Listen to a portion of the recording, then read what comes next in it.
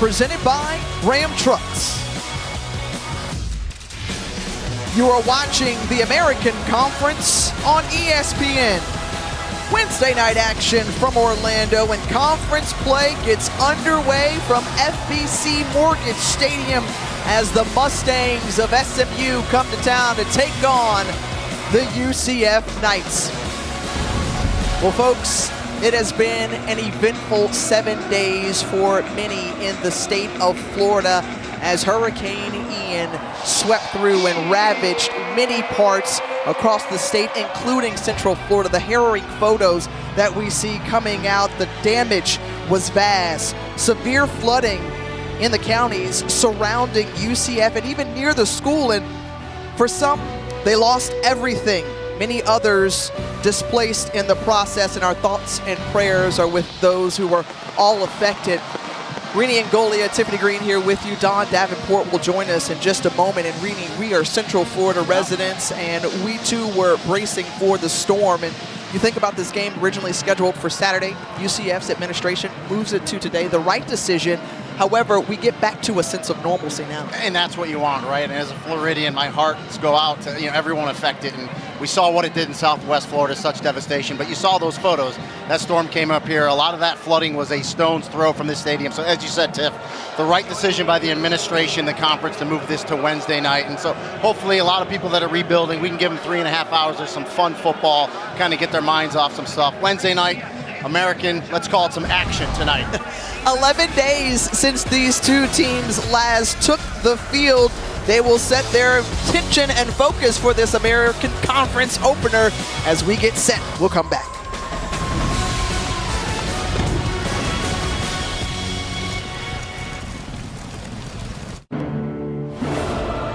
Wherever we come from, we all have one thing in common. We all want the incredible new iPhone 14 Pro. Now at T-Mobile. T-Mobile gives you Apple TV Plus included. So watch your favorite Apple originals on the most advanced smartphone display ever. Get iPhone 14 Pro on us with Apple TV Plus included. Now at T-Mobile. You inspired the Lexus ES to be, well, more you. So thank you. We hope you like your work.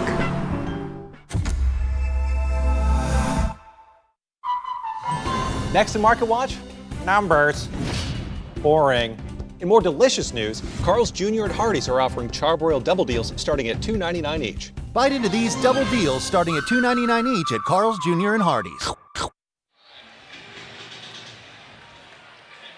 Welcome back here as SMU and UCF are just about ready. When you take a look at the Pony Express, they love to put the ball in the air. And tonight, folks, you will see one of the premier receivers in all of college football. Yeah, Rashee Rice, he's just so physically strong. Defensive backs try to move wide receivers off their route. You can't do it with Rashee Rice, 6'2", 203 pounds, extremely strong, great hands, will go up, will make that contested catch. And I tell you what, when he's not making catches, DBs are interfering with him.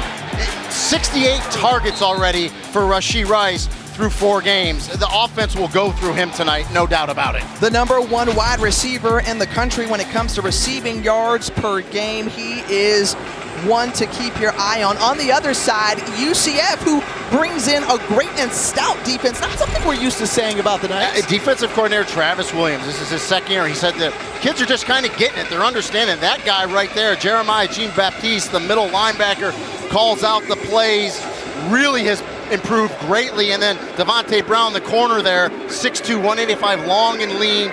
He's going to go up against Rashee Rice a bunch tonight, but this defense vastly improved.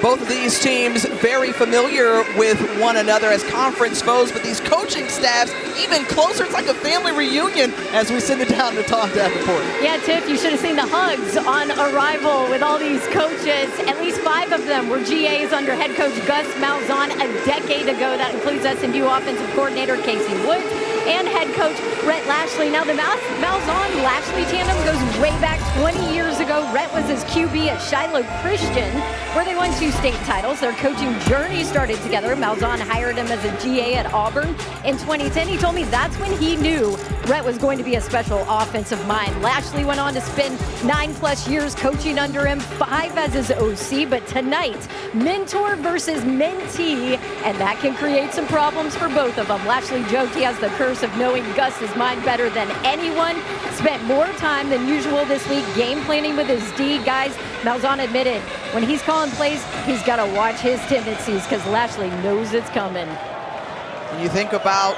the familiarity on both sides, who will win that chess match tonight as UCF kicks it off? They defer the receive in the second half, so we'll get a chance to see that SMU offense under first-year head coach Rhett Lashley. And when we think about the offense that he put together, remember he was the offensive coordinator a few years back for SMU, and now he's got an arm by the guy.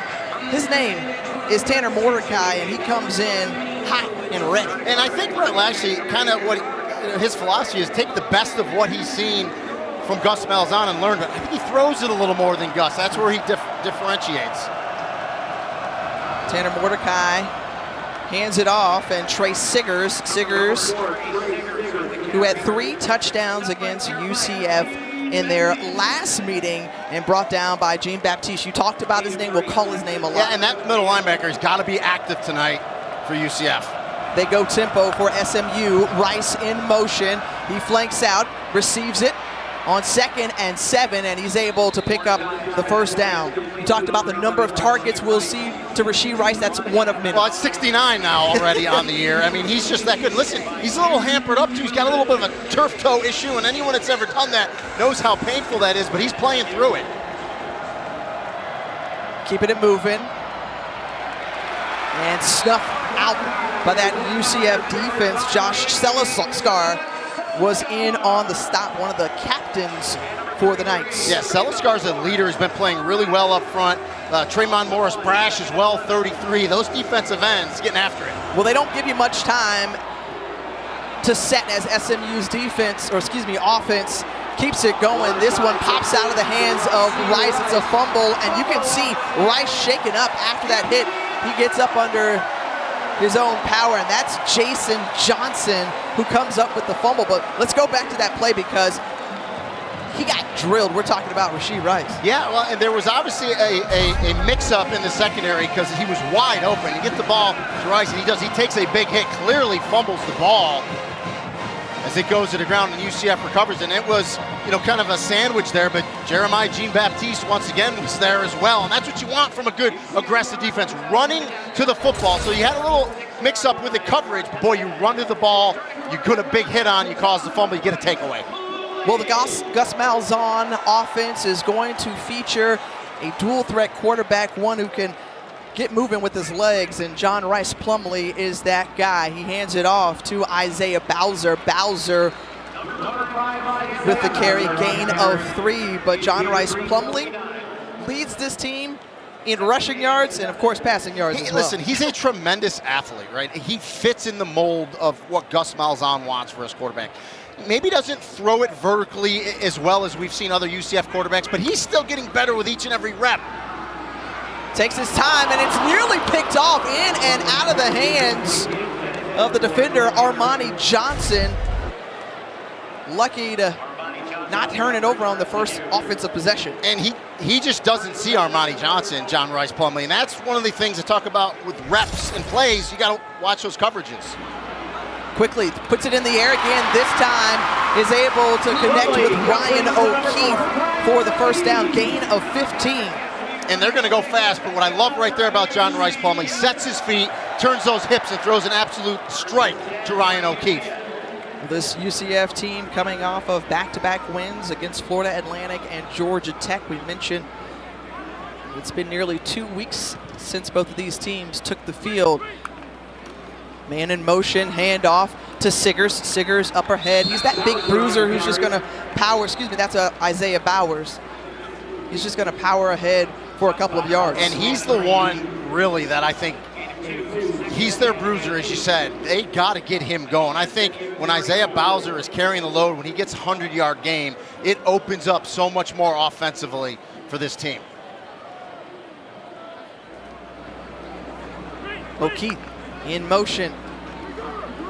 And a little trickeration. That's what Gus Malzahn loves to do. Coming on the other side, the reverse, and Ryan O'Keefe, the speedster, a gain of about 4, brought down by Elijah Chapman. Yeah, Chapman running, and Robertson, 13, the safety as well. Good job sniffing that out. And listen, we talked about it.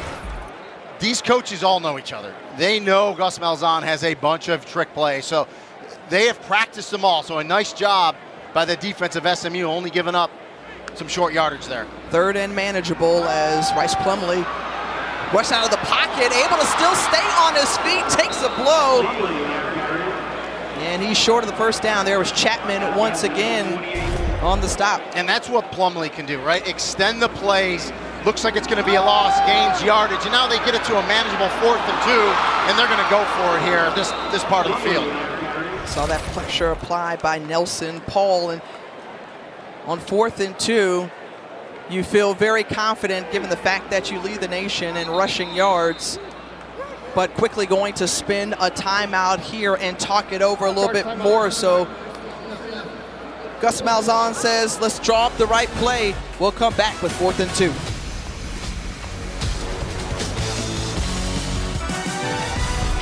ESPN College Football is presented by Ram Trucks, built to serve. SpaceX Crew 5 launched today from Kennedy Space Center. Cool footage there. 4 astronauts from 3 different countries heading to the International Space Station for the next 6 months. And just in case you're wondering, Cape Canaveral, not too far away, just 37 miles east from FBC Mortgage Stadium. And that's normal for me. You walk out, you look up, oh, what's everyone looking at? There goes another rocket going off. They're a dime a dozen now, you know, so you see them quite frequently. You get spoiled when you can go out in your backyard and see them launched. No doubt. On 4th and 2, Gus Malzahn taking a timeout. Colton Boomer standing by, the true freshman kicker out of Lake Mary, Florida. Kid, yeah. Local kid up the road in Seminole County. And look, Gus Malzahn has a decision to make. 5 for 7 on 4th downs this season. And what did he tell us this week? He said, you know what? I don't go with analytics, I go with feel. And he likes to go for it. So, and okay, little gamesmanship, right? Because Colton Boomer was out, but offense is on the field here. So you pass on the 45-yard field goal on 4th and 2. And Plumlee picks it up and move the chains. Gain of 3. That was easy work. And smart enough, John Rice Plumlee knows when he starts to slide, that's where we're going to mark the ball. He made sure he got past the marker. And he's just a dynamic athlete, and that's why Gus Malzahn loves him at this quarterback position, because he can make plays like that with his feet. You see leading all FBS quarterbacks, more than 100 yards on the ground per game, taking his time, putting it in the air, and targeting on the outside was Kimari Gamble, his tight end, overthrows it at 2nd down. And that's really where you have to put that throw, right? Either Gamble, your tight end, makes this catch, or no one does, right? And again, John Rice Plumlee's a baseball player. He didn't play last year because the NCAA didn't clear his waiver. He played spring football, which really helped him. Again, he's still a young quarterback. The handoff, and that's Johnny Richardson. Richardson, you'll see a couple of different looks in the backfield. He's the speedster of the bunch. And Richardson's the guy they want to get on the perimeter. Talked to Gus Malzahn this week, and he said, yes, we think we can get to the perimeter. If you watched SMU versus TCU last week, which I had that game, TCU hurt this SMU defense with their perimeter speed. UCF has that same type of speed. So again, the ongoing chess match that you'll see within the game on this 3rd and 8 call situation, quite honestly, that they don't care to be in when we talk to the coaches. We'll see what they dial up here out of the shotgun. Plumlee looking, has a man, and the pass incomplete. Alec Holler was his intended target. Yeah, good protection up front by that offensive line. John Rice Plumlee, nice job sitting in the pocket, just throws that one a little bit behind Alec Holler, his tight end. So now they call upon the fresh leg in Colton Boomer. What a great name, by the way. 6 for 6 on the year, he's been great. 41-yard attempt.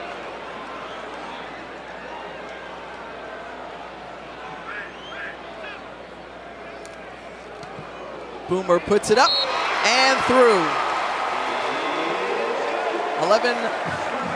12-play drive for UCF, and they net 3 points. Come back with us to Orlando.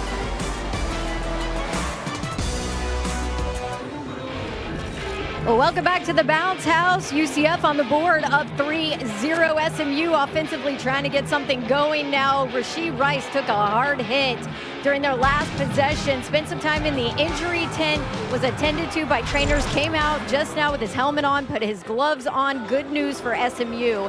Rasheed Rice is good to go, guys. And they are a little thin at wide receiver. Jake Bailey dealing with a shoulder injury. Jordan Curley wasn't able to go tonight. So good news because of that, but also good news because it's Rasheed Rice, right? Yeah. Well, yeah, you saw that statistic or that graphic. First 3 games, 100 or more receiving yards. And Jordan Curley's really the number 2 receiver. He's been hurt, so he was a game-time decision. He got scratched. Jake Bailey's one that stepped up really nicely last week against TCU, so he's the guy, I think, to look for. Dawn talked about his shoulder injury, but he's got one of those injuries that he's just going to have to play through all year long and get it fixed after the season. Is Rice's leading receiver before coming over to SMU. Had a career high last week in that loss to TCU, but that was good fight that Casey Woods, the offensive coordinator, said he saw out of his offense after going down 14-0. That was slow start in that one. Belton Gardner in the backfield. And quickly out to the right, Rasheed Rice, the favorite target of Tanner Mordecai, and just a pickup of 1. Yeah, I mean, there's no doubt if you're the UCF defense, Travis Williams, you got to know where number 11 is. Well, again, choosing tempo right there into the hands of Bo Corrales. Corrales, who continues to get yards after catch, fighting through tackles, and a gain of 11 to move the chains. Corrales, who started his career at UNC's, battled through some injuries, as we talked about, but healthy again. And Lashley is happy to see another target for Tanner Mordecai as it's back to Rasheed Rice. And you just see how Rasheed Rice runs that pattern, then comes back to the football. You love to see that. It doesn't give the defensive back a chance to get there and make the play. This pro-style offense under Rhett Lashley tops in the American in passing yards per game. They keep it on the ground here with Belton Gardner, who was stopped by Jean Baptiste. No pickup. And Gardner's one of the running backs they want to get going. He's a guy they think they can get 15 to 20 touches to a game. 3rd and 2 from their 45-yard line, and just held up short. Looks to be apparently maybe just a yard short as Gardner was stopped by Selascar. Yeah, and Devon Wilson too, the safety, number 9, kind of up in there in run support. Love to see that out of your safety, and decision time here for Rhett Lashley. 4th and short with the ball on his half of the field. Well, we see a commonality between the two coaches, neither afraid to go for it and feeling confident here on 4th and 1.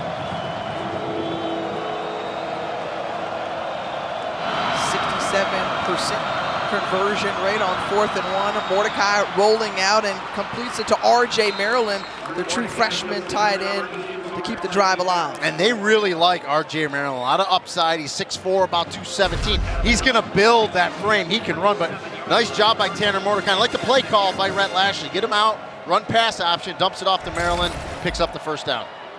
Quickly going again, swing out to Rasheed Rice, and Rice, a gain of 8. So you see how far off they are with Rice. I mean, no press coverage there, and Tanner Mordecai just takes what he gives him.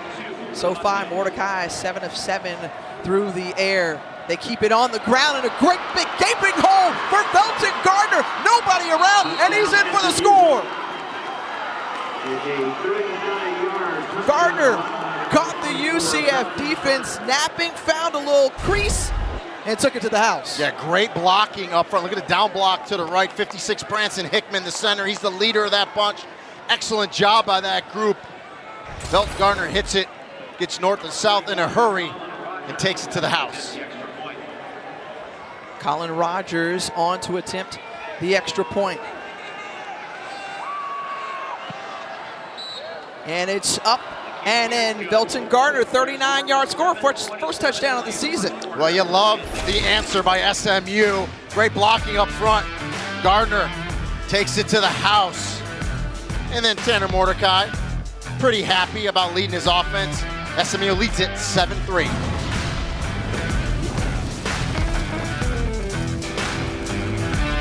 More than 7.5 minutes gone by in the American opener between SMU and UCF. That scoring drive for the Mustangs, 8 plays, 75 yards, capped off by that 39-yard rushing touchdown by Belton Gardner. Gardner, who was an explosive back for the Kansas Jayhawks, transferred in to this program and now collecting his first touchdown of the season in a Mustangs uniform.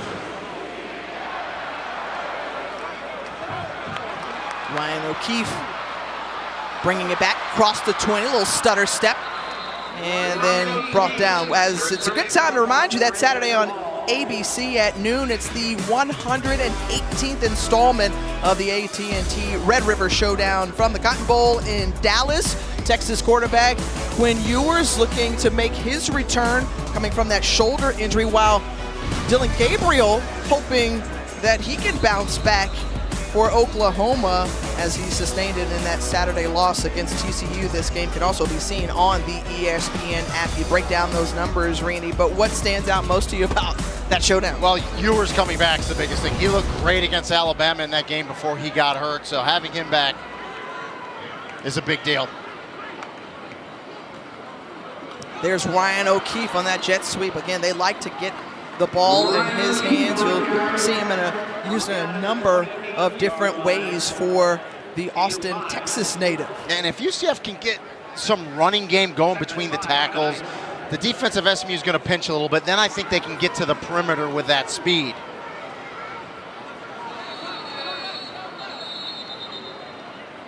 Stoppage in play on the field. Timeout. SMU.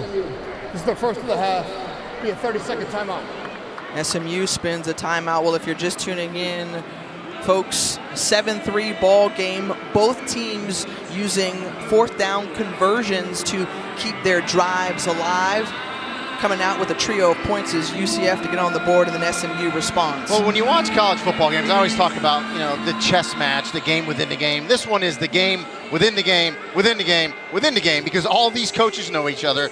They all grew up under the Gus Malzahn tree. And it's amazing how well they know each other. And we talked to both staffs this week, and they were all just kind of concerned that they might know their signals, and so it's a very interesting dynamic in this game. Don, when we got a chance to sit in on the meetings, the coaches elaborated on just how well they know each other. Right, and I found out prior to the game, it's more than we actually thought. When all of the assistants were standing out here, and Rini, you were down there, we were talking to SMU offensive coordinator Casey Woods, and he was like, oh yeah, well, so-and-so was a GA with us when we were at Auburn too. Oh yeah, and he was on the staff at Arkansas State. I mean, we are talking, every single one of these coaches are tied to Gus Malzahn somehow. John Rice Plumlee has a man open. He was targeting Javon Baker. And Don, it's just so cool, the connectivity within these teams. It is, and like Don said, I mean, they all brought their wives too, because as GAs, they're all young married couples, and the wives all knew each other, so they all hadn't seen each other for a long time. So they're sitting together. They all went to brunch today. So yeah, it's really an interesting dynamic. For sure. we caught them in pregame just smiling, chopping it up, and having a good time. But now serious business here. 3rd and 5. For UCF. Some pressure coming up the middle. That's Jalen Samuels, but it's again the athleticism that allows Plumlee to scramble out and still brings up 4th down a couple yards, or rather a yard short. Yeah, and they'll give him that as long as you come up and make the tackle, and obviously you got to punt this here if you're Gus Malzahn. So nice job by Scott Simons and his defense. SMU does a good job coming up, getting to Plumlee. They know Plumlee can hurt them with his feet. You just got to get to him when he breaks contain. Does a nice job, Shannon Reed, that time, middle linebacker.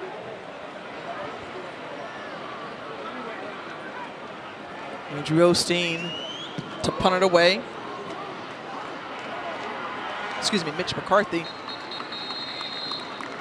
48-yard punt and no return as we take a look at the college football rankings.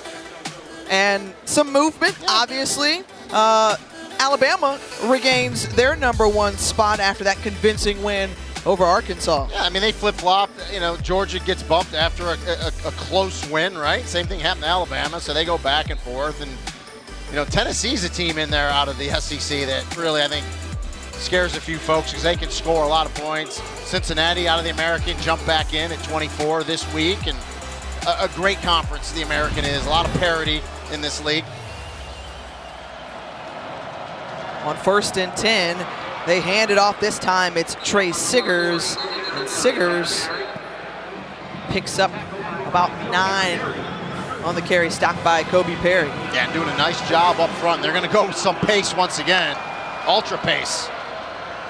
Siggers once again gets the carry. He gets the first down, brought down by the top tackler for the Knights and Jason Johnson. You know, in talking to Rhett Lashley and Casey Woods, the offensive coordinator, about pace, they said, yeah, we like to change it up. Well, not tonight. They're going lightning fast.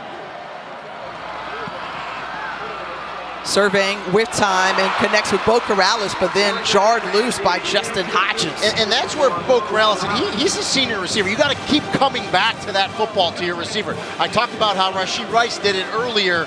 Corrales, keep coming back, and you'll make that catch. That goes down as the first incompletion for Tanner Mordecai. And you're going to look at it right here before they snap the ball. You got to just keep coming back. Penalty marker on the field, and oh my. The pass is intercepted by Devontae Brown. I'll be curious to know what the call on the field is, but Devontae Brown comes up with it. Well, Tanner believes he's got offsides because he threw it up, knowing that Offside. Defense. Number 56. 5-yard penalty. 2nd down. And there's nothing wrong with that. When you know you have the offsides, go ahead and give yourself a 50-50 ball. That's what he did to Moochie Dixon. Gets intercepted, but doesn't count.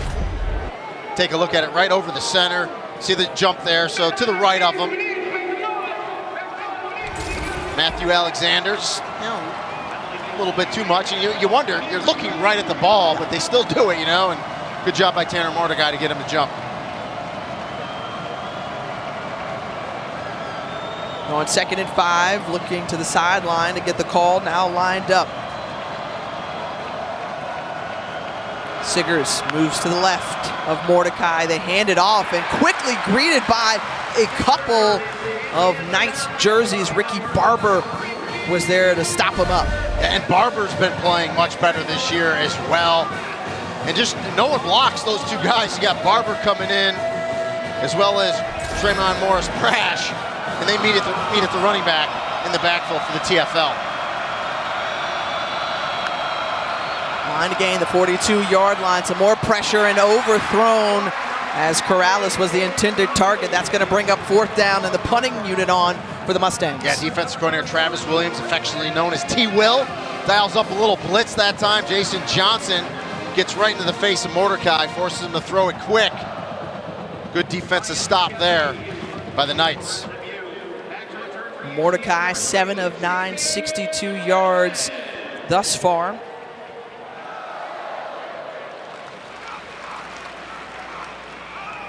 Ryan Bushevsky on to punt it. And Xavier Townsend awaits it near the 20, has a little room, and he's brought down.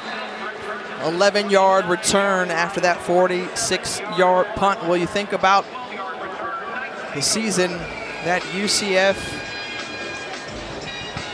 has had thus far, 3-1 on the year. They opened with a big win at home, then dropped their lone game of the season to Louisville. The Louisville one it may haunt them at the end of the year. That was one they could have won. Defense played great. Got 2 late stops in the 4th quarter. Offense just could not score.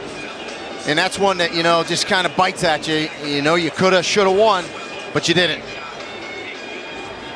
This group averaging 34 points a game. The handoff. And some speed and room on the outside, tiptoeing the sideline is Johnny Richardson. And it's good enough for a first down. Yeah, so they went Wildcat in there with Isaiah Bowser. You give it to Richardson, you fake a reverse coming the other way to hold the defense, and Richardson's able to turn the corner. Now he stepped out of bounds, so it's not as big as a gain as UCF fans were hoping for. They got 9, so they already moved the chains on the other side, so we're going to slow it down a little bit because they got to reset the chains here, but it's 2nd and 1.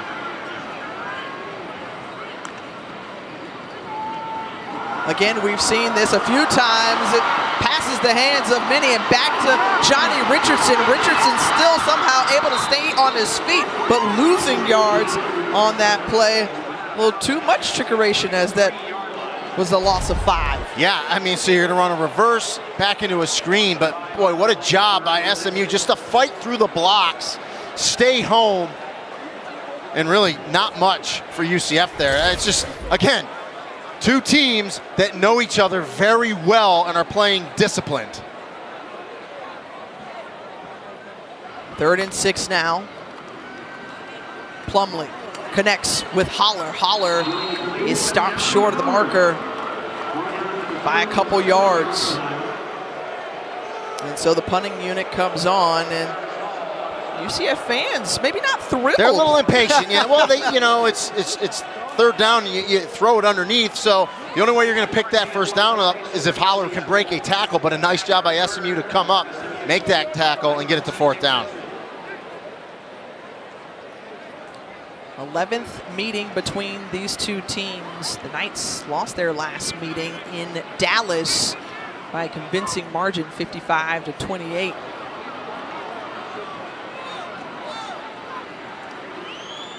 McCarthy to punt it away. And fair catch called as it bounces inside the 20.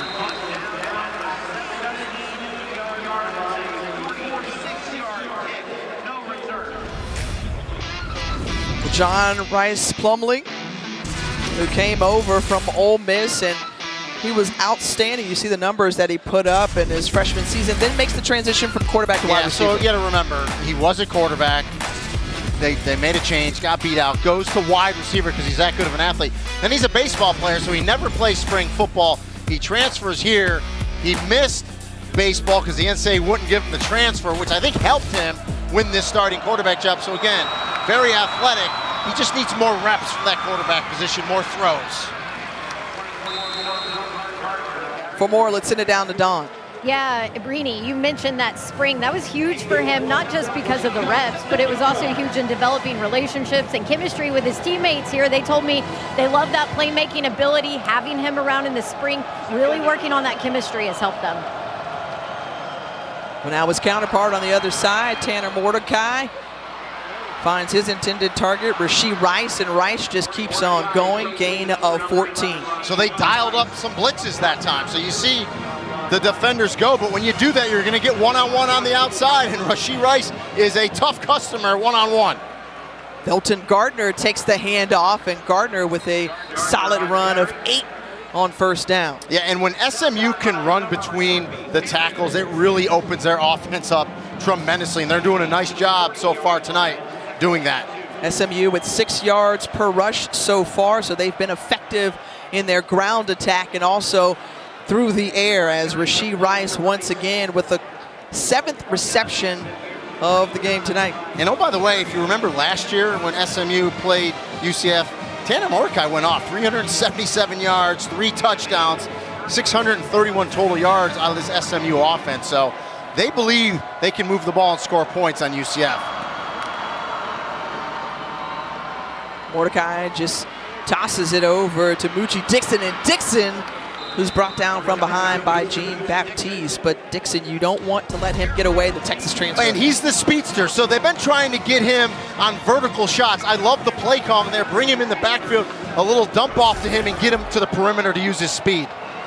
Mordecai with one-on-one coverage on the outside, going for Dixon once again, and it's incomplete. Yeah, he might have wanted to give him a play to rest after that last one, but this is usually what they want to do with Moochie Dixon. But great coverage there by Corey Thornton. Picture perfect. So Mordecai, 10 of 13, nearing 100 yards in this first quarter. This will be SMU's 24th snap of the opening period. A couple yards on the ground brings up third down. When you think about the numbers that Tanner Mordecai has put up, look, he was a guy who has come in and planted himself in this SMU offense and has had great success. One-on-one coverage, great throw up there, and Corrales just can't come up with it. Going toe-to-toe with him was Brandon Adams. Pass incomplete. Well, he had it, but Brandon Adams does a great job ripping it away right here. Keep fighting for the ball, chopping down exactly what you want to do, because Corrales had that. Tremendous job by Brandon Adams. Yet to convert on a third down in this ball game, but SMU 1 for 1 on fourth downs. They're going for it here with 6 yards to gain. But they're going to also likely wait for the end of the quarter. Oh, excuse me, with 11 seconds left. So big fourth down here, and the conversion there as the go-to receiver is Rashee Rice. And that's a big-time throw from Tanner Mordecai. That deep out from the far hash to convert on fourth down. And now the only thing that stopped this offense is that the quarter just ended. That's the end of the first quarter. Because they are going in a hurry. First quarter comes to a close in the American Athletic Conference opener between SMU and UCF. The visiting Mustangs on top 7-3 after one.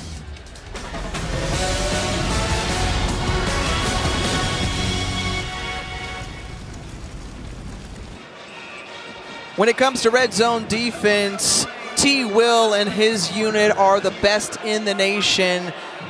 20 yards and in, and it's the first trip tonight for SMU as Rashee Rice, who has already been targeted 8 times tonight, 8 receptions, might we add, and 79 yards, and again, the great target for Tanner Mordecai.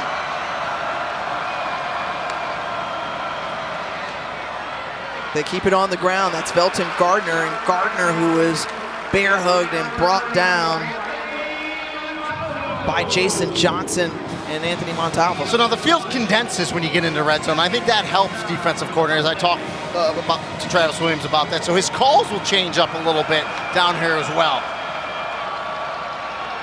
Popping and bouncing to the outside is Gardner. A little cut back there. And swung down and brought down by Jarvis Ware. Gain of 4. So now that brings up 3rd and 5. Yeah, nice shot by Gardner, pressing the hole. Nothing there, has the speed to bounce it and get it to a manageable distance here on 3rd down. And so what do you dial up here? What do you call right now, Randy? Well, you see the trips at the top. I like a little some crossing, a little rump route, as the offensive guys like to call it, and get someone open. Nice quick pass. Tanner Mordecai he can make every throw on the field. This Wednesday night crowd maybe throwing off SMU a little bit. So the Mustangs spend their second timeout, and we will step aside with them here from FBC Mortgage Stadium. Well, this season, for every field goal and extra point made by participating universities, All-State will make a contribution to the university's General Scholarship Fund. Thank you, All-State. And also just check out this weekend, a little Sunday night NFL countdown crew coming your way for week 5. They've got you covered, 10 a.m. Eastern. Then Monday night countdown crew gets going and ready, set, go for Raiders Chiefs at 6 Eastern. Both are on the ESPN app as well as on the ESPN. You got to get your fantasy football team set, right? Oh, no doubt. I don't know who I'm going to select as my quarterback this weekend. Decisions for Rhett Lashley, first-year head coach, coming out of the timeout, 3rd and 5. Tanner Mordecai, who's been solid here so far tonight. Who will he go to, and can the defense from UCF stop him? Has a man in the end zone, and second time Bo Corrales has been in the end zone, and once more Corey Thornton is there right along with him to break it up. Yeah, and Mordecai just tries to go back shoulder. Corey Thornton right in the hip pocket. of the wide receiver, Bo Corrales, to break it up. And that's one, you know, if you're Tanner Mordecai, you want that a little wider, because that back shoulder is very hard to defend by the defensive back, but a nice job by Corey Thornton. That ball a little inside, he's able to knock it away. Colin Rogers on from 32 yards out, and it's through. But a win if you're T. Will and this UCF defense for holding SMU to just 3 points. Yeah, you're 100% right. When the team gets in the red zone, and we talked about how good the UCF red zone defense is, first and foremost, keep them out of the end zone. They did that. They give up the 3, but they do a nice job. T. Will in his second season as the defensive coordinator played linebacker pre-Gus Malzahn at Auburn, and then became a GA later on and got to know Gus Malzahn pretty darn well. Well, help people affected by Hurricane Ian. Donate at redcross.org/ESPN to help the Red Cross prepare for, respond to, and help people recover from this disaster. Your donation enables the Red Cross to prepare for, respond to, and help people recover from a devastating hurricane like Ian. Certainly food, shelter, relief supplies, all assistance is appreciated. I mean, there's people in Southwest Florida, in the Fort Myers area, that friends of mine that just everything's gone. You know, the house is gone, their cars are gone. You're just lucky to be alive. So any support and assistance we can give is obviously going to go a long way. And a number of games actually affected by Hurricane Ian, which touched down as a Category 5 in the southwest part of Florida, South Carolina State. At South Carolina, they moved that to a Thursday game. South Florida had their game moved to Boca Raton against ECU. Of course, this game was affected as well, and Florida played their ball on Sunday in their win over Eastern Washington. And you get me and Tiff tonight, thanks to Hurricane Ian. And Dawn, although Dawn was original. Right. Dawn was the original person on this game out of the entire crew that still got to work. So, Dawn, thanks for having us. Yes. 1st and 10 for UCF. And that's Isaiah Bowser. Bowser just crossed the 30-yard line and a gain of 6. And watching this UCF team in last year as well, I just think when they get Isaiah Bowser going, and he bounces it there and turns it up on a nice pickup on first down, I just think that opens up the rest of the offense. I really do. 5th year back for the Knights. After transferring from Northwestern, they keep it there. Nice cutback. Good vision there from Bowser. And the senior out of Ohio picks up the first down. And this is an offensive line coached by Herb Hand, one of the best offensive line coaches in the country, that when they want to run block and they get after it, their experience, they can get after you. And Bowser's the type of running back they want running the ball behind them. Well, again, they lead the conference 3rd in the nation with rushing yards in a game, putting up 276, and Bowser stopped short, no gain. Well, and that time, DeVere Levelston, 96. Really good defensive tackle for SMU. Sees that they pull in front of him, and he goes quick and gets to Bowser at the line of scrimmage. Gus Malzahn, in his 2nd season as head coach, more than 3 decades of coaching experience. Remember, won that national championship with Auburn back in 2013.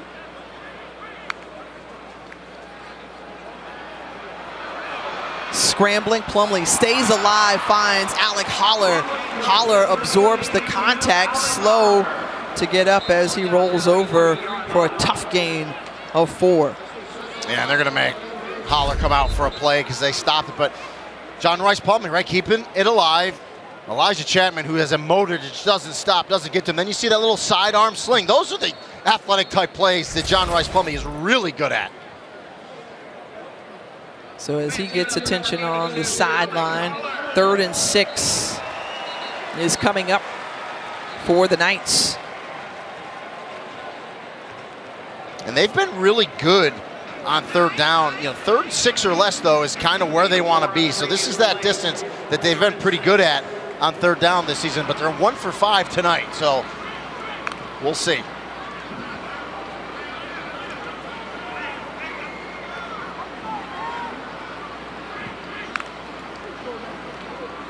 Plumlee surveys, tries to go to the outside, and that brings up 4th down. And that's where, I would say you don't go to the corner there, right? Because it's 3rd and 6, unless he's wide open. I mean, this has got to be dropped in the bucket perfectly by John Rice Plum, and he just doesn't do it. Jahari Rogers with a cover there, and he had some underneath routes as well. But again, you got to get in rhythm, and you got to make those passes if you're going to try that throw on 3rd and 6. So McCarthy back on the field to punt it away. 3rd punt of the night. And this one will bounce and be down near the 20-yard line. And we'll be back to see Tanner Mordecai lead the Mustangs offense from Orlando.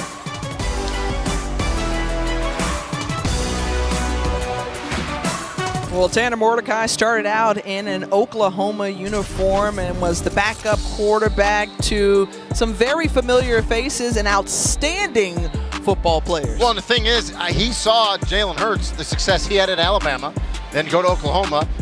He transfers to SMU, so he's kind of seen it firsthand. He's been behind these great quarterbacks. Just to give you a little something about Tanner Mordecai, when he transferred to SMU last year, within 4 weeks, they voted him team captain. Okay, his new teammates. So that tells you a lot about what kind of command presence he has and what kind of leader he is. Incredible competitor. Coaches say they've not seen a competitive edge quite like Tanner Mordecai.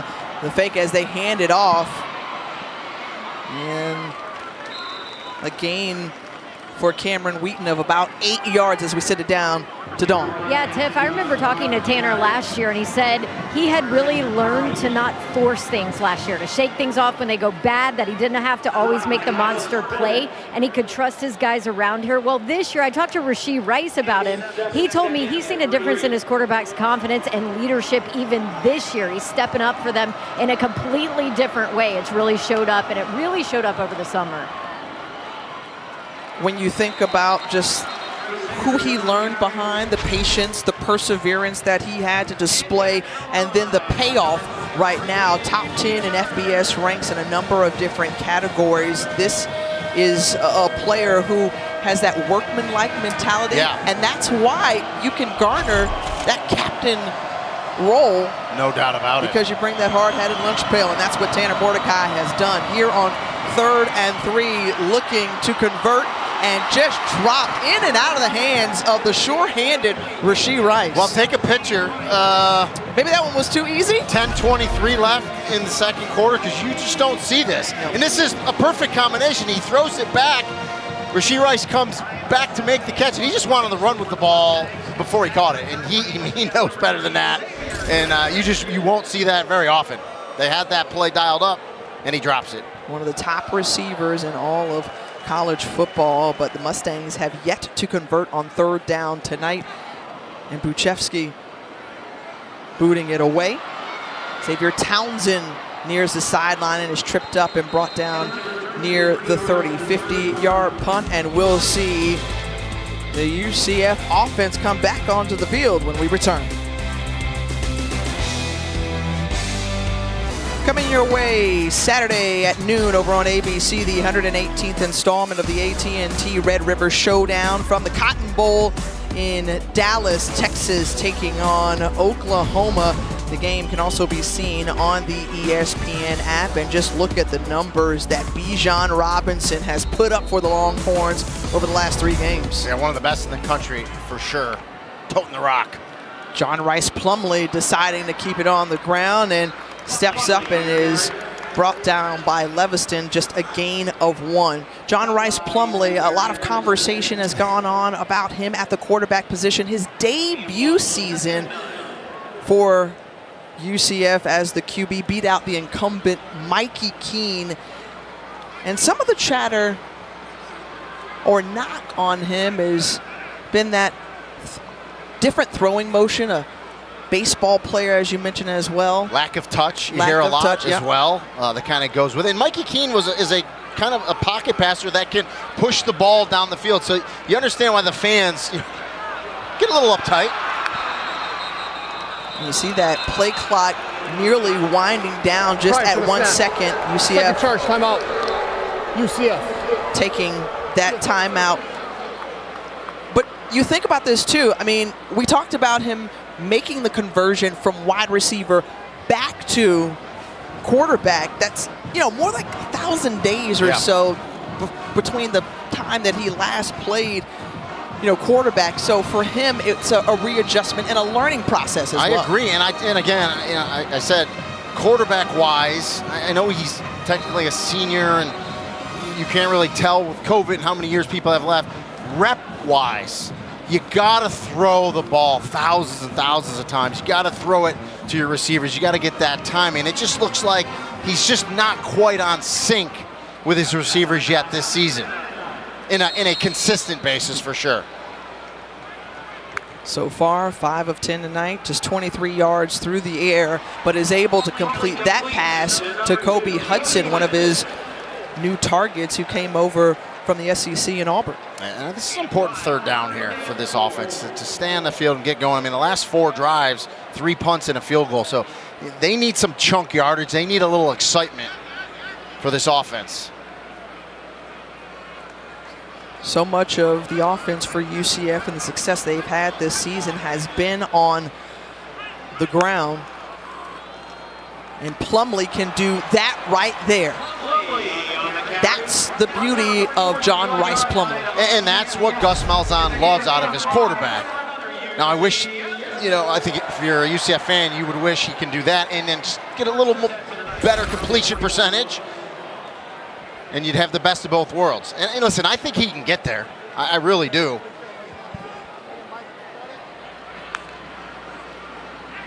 Now on 1st and 10 from the 41 of UCF. Pass again, complete once more. It's Hudson. And that's a nice throw right there, right down the seam to Hudson. I like how he looked him off to the left and then comes back down the seam. They get the first down, now they run to the ball and they're gonna go fast. We saw this at the start of the game, using some tempo and pace. Johnny Richardson with the carry up ahead, but let's go back to that connection. Yeah, he looks to the left, looks him off, and then comes right back down the seam, puts it on him where he can make the catch easily. And that nice chunk yardage. Nick Roberts with the tackle, but a good throw that time by John Rice Plumlee. Rini Angolia, Dawn Davenport down on the field. Tiffany Green here with you. And these two coaching staffs, as we've talked about throughout the broadcast, very familiar with one another and coming to bring the pressure, but getting it away to Alec Holler in time to make that a positive play, bringing up 3rd down. That was Jimmy Phillips on the stop. Yeah, and that was a nice throw by John Rice Plumlee as well, getting it to Holler so he can turn up and run. But Jimmy Phillips, number 6, the weak side linebacker, he's the captain of this team, one of the leaders, comes up and makes a nice open field tackle. Gus Malzahn, the teacher, the pupil on the other side, and Rhett Lashley for SMU. Got to get to the 21.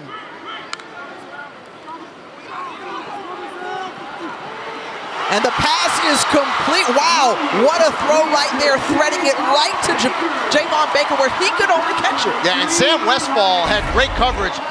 This is the best pass I've seen John Rice Plumlee throw. I mean, he drops it right in there perfectly. Westfall turns around, he never sees the ball. And again, that's the ability he has. He can make throws, steps up in a pocket and puts it right there. Now inside the red zone, 1st and goal.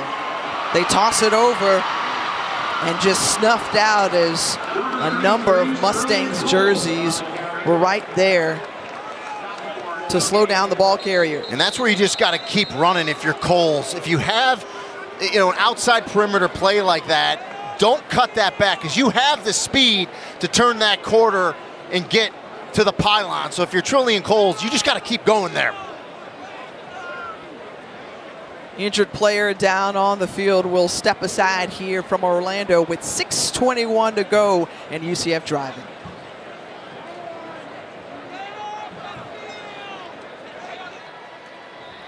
Gus Malzahn and the UCF offense trotting back onto the field. An opportunity to tie up this ball game in this American Conference opener here And you think about the ties that bind these two teams together when it comes to this coaching staff. Lashley and Malzahn have known each other for a long time, since Lashley was in the 7th grade. And here, it's John Rice Plumlee diving, going out of bounds at the 1-yard line of SMU. Yeah, and Roderick Robertson is the boundary safety, comes flying up there. Good job.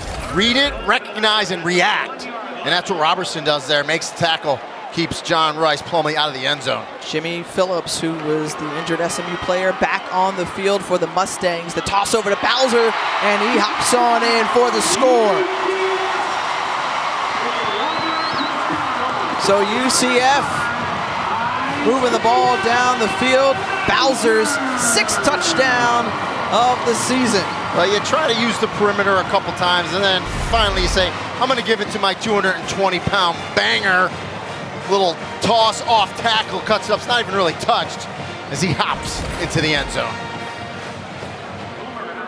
Boomer on to attempt the extra point to even it up at 10-all.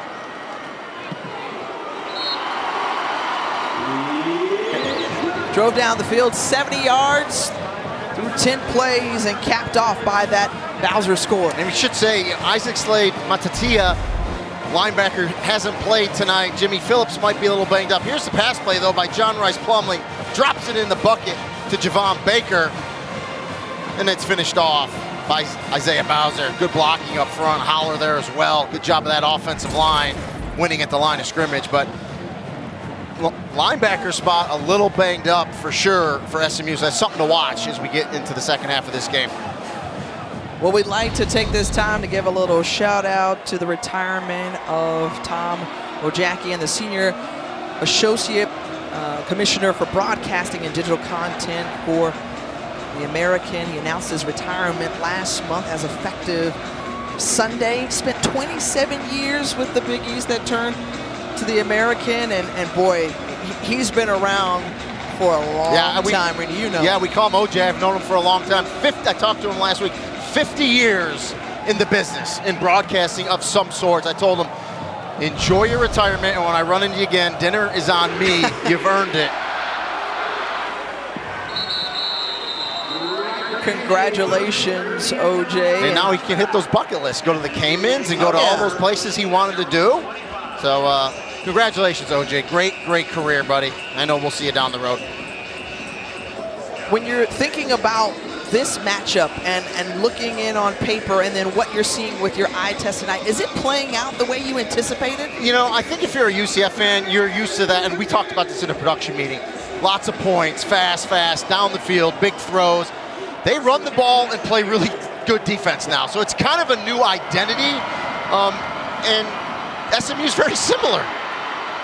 The toss to Moochie Dixon, and Dixon along the sideline, and a good pickup of 20 for Moochie Dixon. These two teams ranked 3rd and 4th in the preseason American poll. And they're going fast. And again, I had SMU versus TCU a couple weeks ago, so I like how they're trying to get Moochie Dixon the ball in space. One-on-one on the outside, and good position there as Austin Upshaw, first time he's been targeted tonight, and he comes up with the catch. And it's just really hard to defend that back shoulder stop because you're a corner, you're running, all of a sudden the receiver stops. The timing and the throw is perfect by Mordecai. It was the longest pass play of the night, and then they go on the ground to Trey Siggers, mixing it up a little bit. We talked about the differences in these two approaches from the coaches. As there's an injured player down on the field, Gus Malzahn likes to keep it on the ground, while SMU likes to air it out. And the injured player on the field for UCF stays down. I think it's Devad Wilson. Take a look at the explosive plays tonight, and a lot, right? And the one thing that really, I thought they would go a little quicker with pace. They're going really fast tonight. This is the fastest I've seen this SMU offense go. And I think because of that, they're getting some explosive plays. Well, we talked about Rashee Rice, the go-to receiver for SMU, and So far, he's had himself a great night. 8 catches, 79 yards. Yeah, now he had the one fumble, so we gotta be fair, and he had the one drop, so we got, he knows that. But yeah, he's a great talent. I tell you what, NFL scouts are drooling over him. They love his build, they love his physicality, his hand strength. And he's not, just goes to show you, he's not one of these burners. He's not a 4.28 guy, 4.31 guy that everyone talks about, but he runs really nice routes and he has good speed. He can just do everything, but really it's the physicality that I think the NFL really likes about Rashee Rice. Physical, great blocker too. Yeah, that's what the coaches said. That's what stands out most, that most people don't get a chance to see or maybe pay attention to one-on-one, and they try to go to it. Rice comes down with it, but out of bounds as Devontae Brown was on the coverage. And that's exactly what you want to do, right? Devontae Brown, big corner, right? 6'2", 185, long arms, great coverage, put the hands on him, you're good. That's good hand jacking. Use that sideline in the end zone as a second defender, exactly what Devontae Brown did there, nice coverage. And when we talked to the coaching staff, we said, well, how are you going to cover Rashee Rice? And they seem to be content with their corners and let him do his thing and not let anybody else beat him, as that pass is complete and right into the craw of Austin Upshaw. 8-yard gain, brings up 3rd and short. Again, this is where UCF's defense has been stout, as Trace Siggers was able to slipper through and move the chains. 1st and goal, SMU. And you talked about Siggers last time out, 3 touchdowns against TCU. He's really good down towards the goal line, just kind of smelling that goal line, finding his way. Bouncing off the tackle, good pursuit there, and is brought down. Jarvis Ware was there for the start. Loss of 1. How many times you see a back down there kind of get lost and then come out and find the end zone. Nice job by Jarvis Ware, keep his head up, get to him for that tackle for the loss. Again, reminding our viewers, UCF, their defense, best in the nation, this part of the field. Crowd coming alive.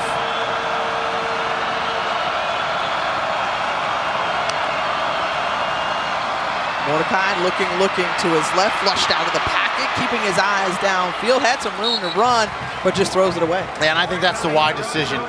Wise decision, get outside of the pocket, just throw it away. Good coverage in the end zone by UCF, and that's one thing Travis Williams told me. He said, we really cover well on the back end, and they showed it right there, forcing the incomplete pass.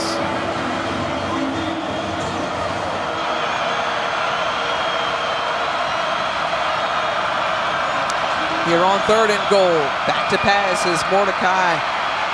Looking, has time and blanketed coverage as Jean-Baptiste was all over Austin Upshaw. Big stop on 3rd down. Yeah, and Rhett Lashley just broke his headset. He is not happy as he throws it to the ground, so equipment guys will be finding him a new headset. Lashley not pleased. And here's another look at it. He saw something, he wanted something. Another big stop for that UCF defense in the red zone. The field goal attempt is up, and it's good. And I think he was upset with one of his players not running the right route. And again, I talked about when you get to the red zone, the field's condensed, right? So the defense uses that to their advantage, and they cover nicely in the back end and just nowhere to go. And so he's talking to the line judge now. So he was mad at something, and possibly it was the officials, as that headset met its end. Well, just to remind our viewers, coming up on the Sling TV halftime report, week 6 matchup to watch, as well as Kansas QB Jalen Daniels sit down for an interview. How about the Jayhawks? 5-0 start. They're getting love this weekend. So I sent a message to Lance Leipold, their head coach. I'm old and dating myself. I called one of his games when he was the head coach at Wisconsin Whitewater, where he won 6 national championships. Yes. at the Division III level. Then I've called games when he's at Buffalo and turned that program around. And now, unbelievably, 5-0 at Kansas, and just a tremendous job. But yeah, helps when you have a really good quarterback, Right. like he does. Goes a long way. Indeed it does. 13-10 ball game here as UCF will look to answer on this drive. Well, remember, this game was scheduled for Saturday, then moved to Sunday because of Hurricane Ian. The UCF administration, Alexander Cartwright, the president, saying, well, let's hold off a little bit because a number of student apartments were flooded around campus. And so they, along with the conference, making the decision to have a midweek matchup as these two teams open conference play. When you look around the American, about Houston, the favorite, over last year's defending champs, Cincinnati. Bearcats on a 4-game winning streak. Tulane's the one, I think, in conference that you got to watch out for. That last year, speaking of hurricanes, they had to relocate from New Orleans because of the hurricane last year. So they lived in Birmingham in a hotel for about 5 or 6 weeks. Really derailed their season. This year, they're coming back with a vengeance. They look really good. Well, yeah, they had that big win over Houston in overtime. Got out to a 4-1 start, and the Green Wave continuing to roll. John Rice Plumlee also rolling, starting to find his throwing rhythm as well. Right, so that's rhythm and timing right there as he hits Baker, as he makes that in cut. That's what you like to see, because eventually you get that timing, and then a receiver like Javon Baker, he breaks one tackle, he takes it to the house, and those are the big chunk plays that this UCF offense has been looking for.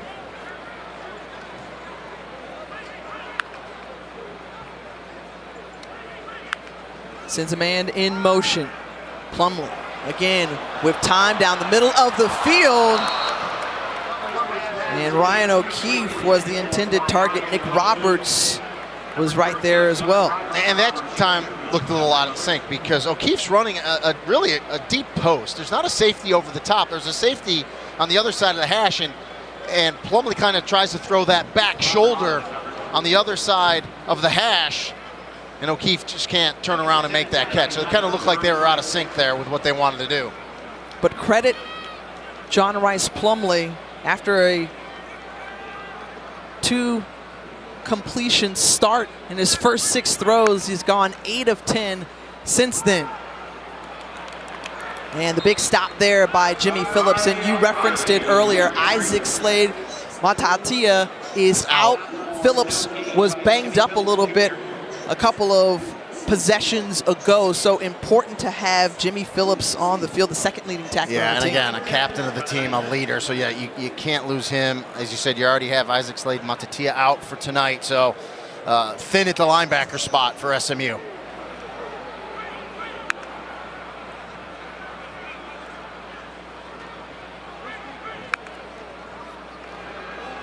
Plumlee sensing a little pressure, rolls out, has a man, and just too tall for Kobe Hudson. That'll bring up 4th down, and the punting unit will trot on for the Knights. That's one, though, I mean, if you're Kobe Hudson, you got to help your quarterback. Yes, it's a little high. It's a little high. It hits you in the hands. You got to catch that, especially when you have a quarterback that's struggling.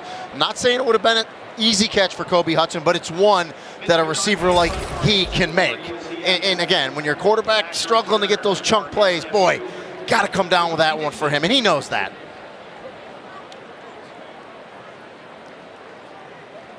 So McCarthy on his 4th punt, Moochie Dixon signaling a fair catch and taking a bounce after 44 yards. Hey, let's take a look at this weekend in the AAC, excuse me. Sometimes that happens. The American, I got to get my A's and C's together. The American. Week 6, Houston and Memphis, and how about 24th ranked Cincinnati hosting South Florida, but Tulane, ECU, what's the one you're scheduling? That's the best game on there. I mean, circling. ECU, Tulane, no doubt about it. Holt Naylor, 6 touchdowns thrown last week. Tulane, you talked about, beat Houston in overtime with their 3rd-string quarterback. Oh, by the way, Michael Pratt, their starter, I believe, will be back. So that's the game to circle. Kai Horton, who did a great job coming off the bench and tossing 3 TDs for the Green Wave.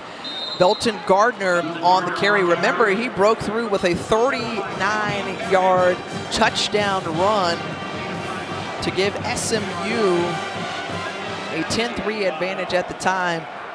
And the Mustangs holding tight to the lead. Final minute of the first half from Orlando. Yeah, when these two teams met last year in Dallas, 83 combined points, I think.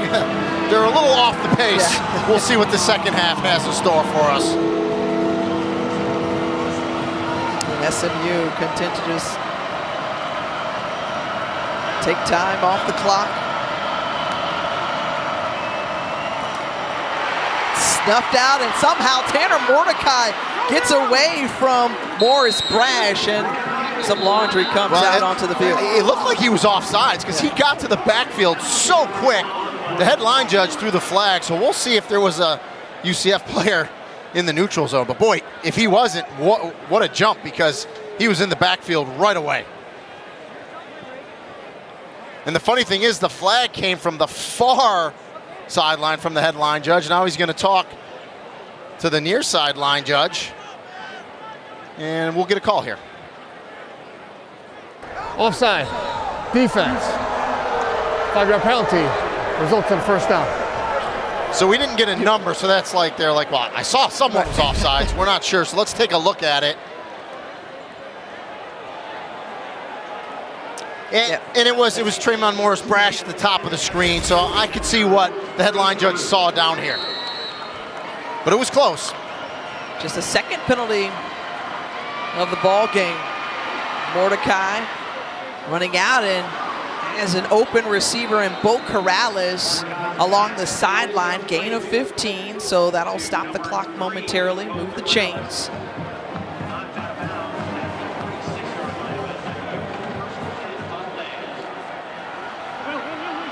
Mordecai surveying once again, and second drop of the night for Rasheed Wallace brings up second down.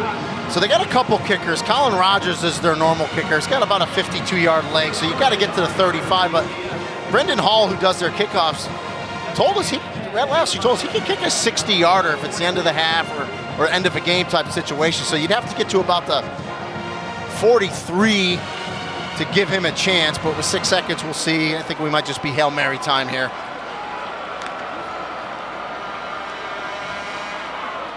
Into the middle of the field. Ben Redding is there. You have one timeout, call it, and it looks like time has expired.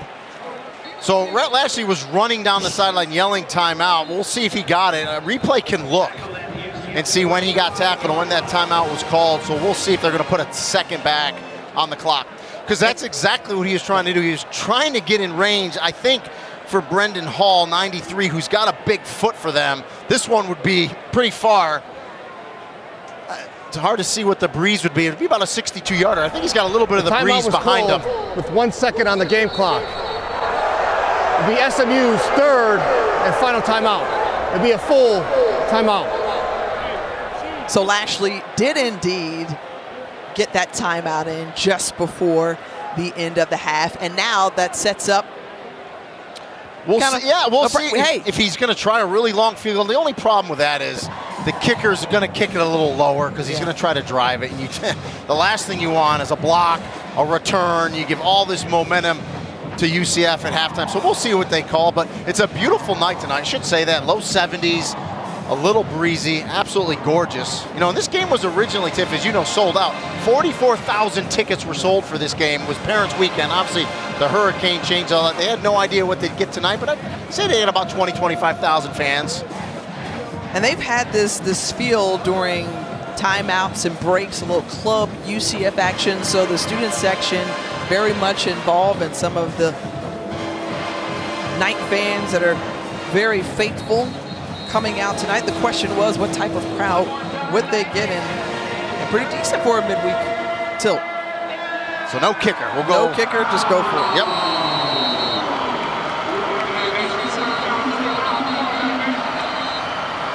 And so before Timeout. UCF. This is the third and final timeout.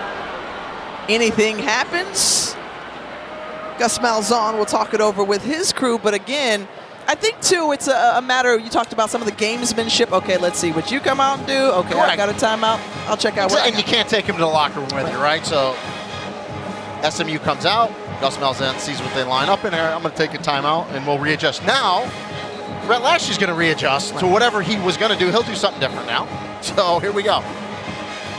You see him talking to Tanner Mordecai, and it's like they're going to take a vertical shot here, no doubt about it. And remember, the half cannot end on a defensive penalty. So if you get a pass interference, that's going to put you in field goal range at all. So a couple, good things can happen for SMU here, as UCF will go into a prevent defense. 3 guys at the goal line. 3 receivers to the bottom of your screen, including Rice. They're going to his area. He's great with 50-50 balls, and it's intercepted. And that brings the half to an end. Wilson, Devon Wilson coming up with the interception and halting any scoring for SMU. Well, it's exactly what I would do, right? I would put all my defenders wherever Rashid Rice is going, because you know the ball's going there. And for a second, I thought he came down with it. But give Devon Wilson a lot of credit. He actually fights away that ball to get that interception. Nice job. 13-10 at the half in favor of SMU. The coaches sharing laughs and conversation before the game, and Wednesday night action in the American sees SMU on top 13-10. The Sling TV halftime report coming up after these messages.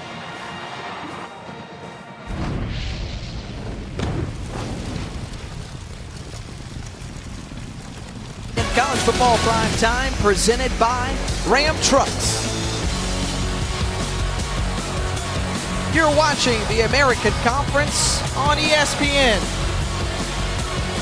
Back here at FBC Mortgage Stadium in Orlando, taking a look at the first half stats presented by FIS. SMU with 287 total yards to help them get out to a 13-10 advantage. Reedy Angolia, Tiffany Green here with you, along with Don Davenport down on the sideline. When you take a look at that, what jumps out? I mean, SMU really dominated the Bugaboo, 1 for 8 on 3rd down.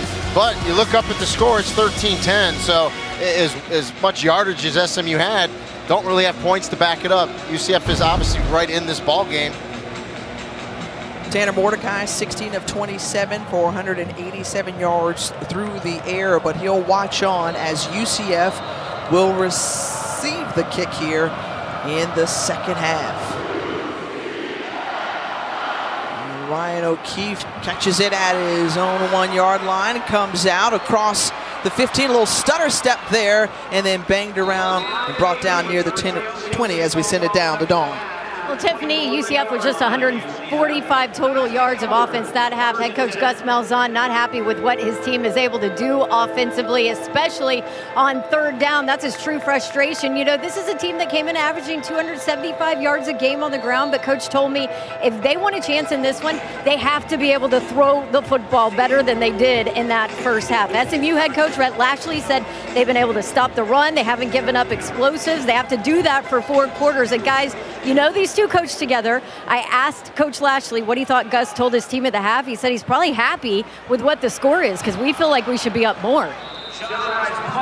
That's exactly right. We looked at the stats. I mean, you look at the numbers. If you took the score away, you'd think SMU was up by a couple touchdowns in this game. Not the case. So, you know, as poorly as UCF played in that first half, they can come out and turn things around here. But, Dawn talked about it. 275 yards a game rushing. That's best in the nation. They haven't been able to get that going tonight either. So we'll see if John Rice Plumlee puts it in the air more. Instead, they give it to Isaiah Bowser, and Bowser with a great run on 2nd down. Pickup of 17. Yeah, we're going to go a little inside zone, and then nice little just subtle bend to off tackle by Bowser for the nice pickup. Their bread and butter is on the ground. Longest run of the night for UCF. Now fresh set of downs, and they decide to go through the air, and Plumlee delivers it. Nice little juke move by Javon Baker, and Baker continuing to add some yak inside 10. And maybe that's the big chunk play tonight that'll get this UCF offense going. We talked about it, Tiff, in the first half. If you get it to Javon Baker in time so he can run with the ball after the catch, exactly what John Rice Plumlee did right there. So 1st and goal from the SMU 7. Biggest play tonight by either team. And now, good position for the Knights coming out of the locker room. We'll see if they can punch it in. Rolling. Plumlee is there and tripped up just short of the end zone, as John Rice Plumlee adds that extra dimension in this space. Yeah, and he makes the decision quick. He saw that his tight end, Alec Holler, was covered, decides to run, and they're going to go quick. And Bowser boulders in for his 2nd score of the night. He punches it in, and UCF takes the lead. Well, whatever Gus Malzahn told his team at halftime, they listened, because that's the perfect start for UCF in this 3rd quarter, to come out, take the opening kickoff, get a nice chunk play, get some nice running plays as well, go down there and put it in the end zone. Didn't take long for UCF to put 6 on the board, make it 7 after that PAT from Boomer. Good pass by John Rice Plumlee to get it to Javon Baker. Yards after the catch. That's the chunk play that UCF fans hope gets this offense going, and of course finished it off by Isaiah Bowser. Knights lead at 17-13 at the Bounce House.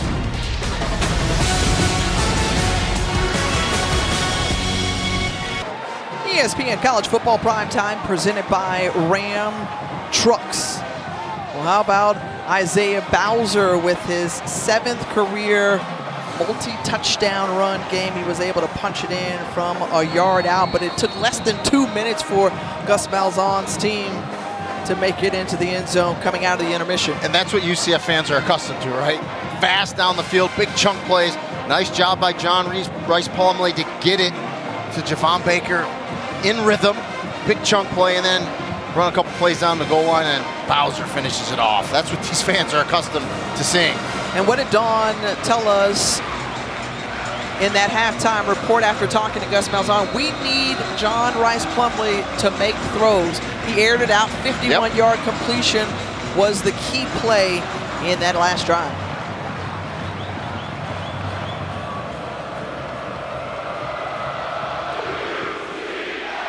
Trey Siggers back to receive it into the end zone for the touchback.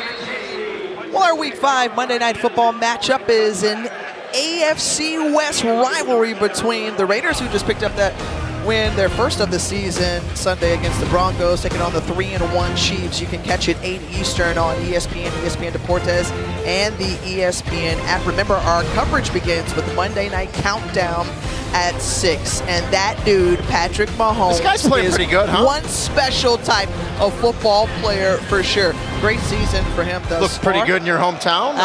Yeah, don't have to bring that up. You don't have to bring that up. I'm going to tell you that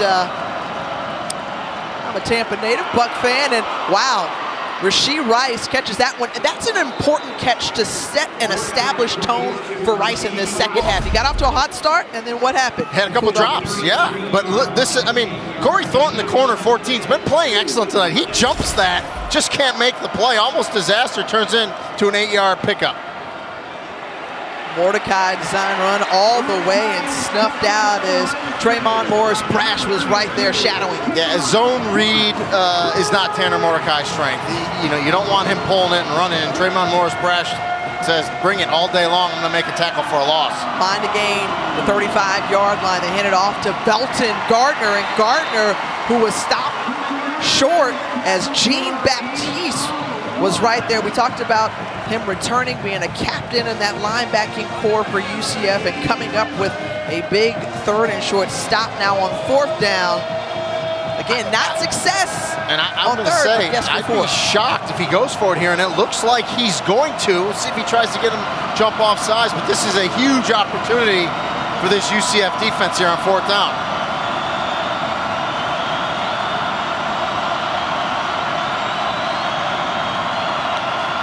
Two for two on 4th down is SMU. And if they make the tackle, stop short as the UCF defense holds strong. What a play by Kobe Perry, making that open field tackle and turnover on And downs. I just think that's a huge risk. Big decision by Rhett Lashley early in this second half, and a great tackle, as you said, Tiff, by Kobe Perry. And as quick and as fast as the offense of UCF started the second half, the defense does the same thing. A 4 and out. You get the defense to stop, and you get the offense the ball back at the 33-yard line. I mean, tough decision by that man, Rhett Lashley, but hey, you're the head coach. You have to make those tough decisions. That's what you're paid for. They had the play, but give credit to Kobe Perry, comes up and makes that open field tackle. What a gamble and what a response from that UCF defense. Great field position. They toss it over into the hands of Ryan O'Keefe, the speedster, and that perimeter speed by SMU running him out of bounds. Let's send it down to Dawn. A little bit of energy on this UCF sideline. John Rice Plumlee taking control this half. Chatted with Coach Malzahn, sat down with his receivers, said, hey, this is what we're going to see. This is what we're going to do. Take advantage of it now. A completely different John Rice Plumlee than we saw in the first half.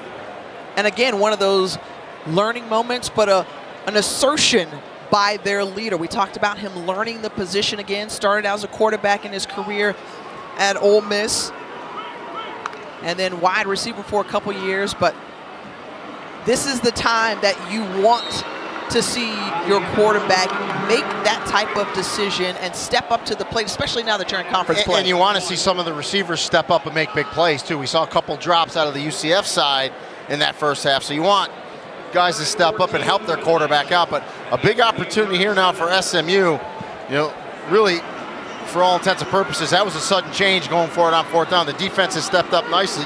The first two plays are 3rd and long here. They gotta stop them right here.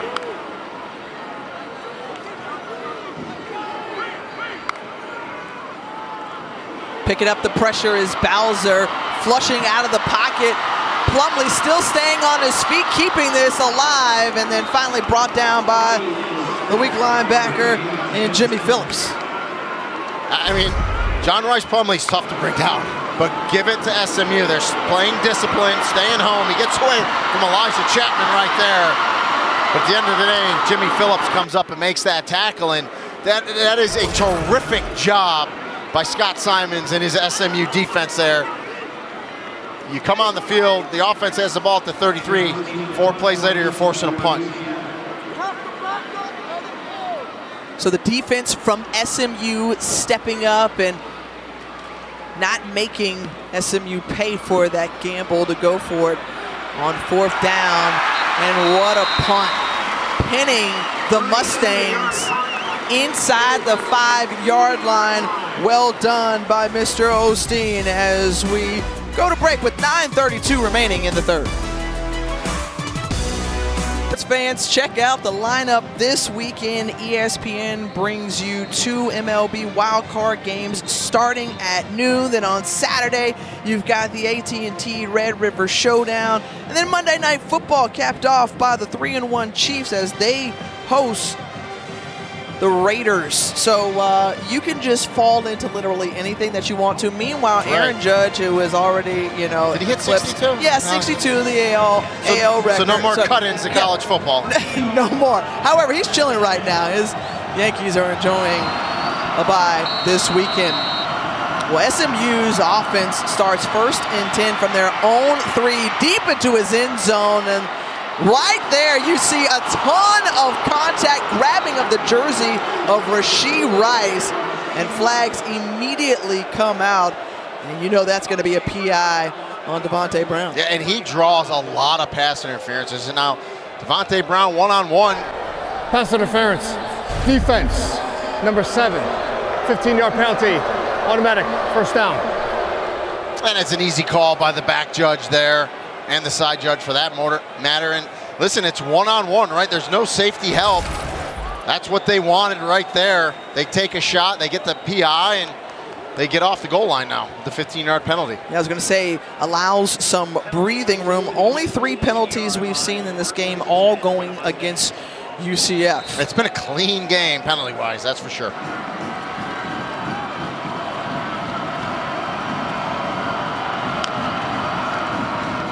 Siggers with the carry, and again, some more yellow flags fly out. So just as we say, it's been a very clean game. Of course. We'll get like 2 or 3 or 4 penalties in a row, I'm sure. Holding, offense, number 56. Half the distance. Down.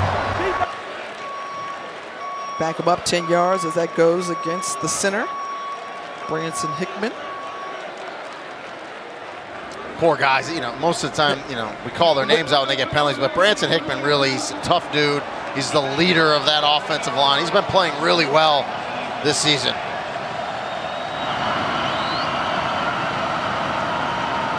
So now 1st and 19. Get it to 20. Get it to 20. Jean-Baptiste. Look up for him, number 11 for UCF's defense. They go to the middle of the field. Ben Redding with the catch. And the first to get there was Justin Hodges from his 9th position.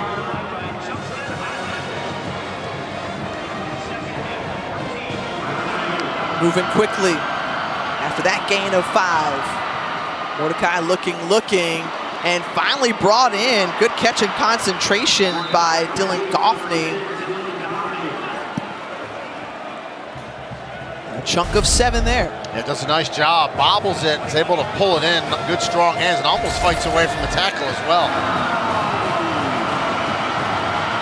Moving one-on-one, and good defense played. Oh, but a flag comes out as Bo Corrales was covered by Corey Thornton. And they're going to say he went through Corrales to break that play up. They're going to call pass interference here. And here are the Boo Bucks. Pass interference, defense, number 14. 15-yard penalty, automatic, 1st down. We'll get a good look at it here from the high end zone. As Mordecai puts it up. Yeah, that's a tough one if you're a UCF fan right there. Now, he might have had his hand a little bit on his backside, but to me, it didn't look like he used it at all as an advantage. So that's a tough call there for UCF. Drive started on the 3 of SMU, 30 yards given to them via penalty for UCF, and zipped right into Austin Upshaw, and Upshaw picks up the 1st down cross midfield. I tell you what, you can hear the pads popping out there, though. DBs are coming up and hitting, but a good catch by Upshaw.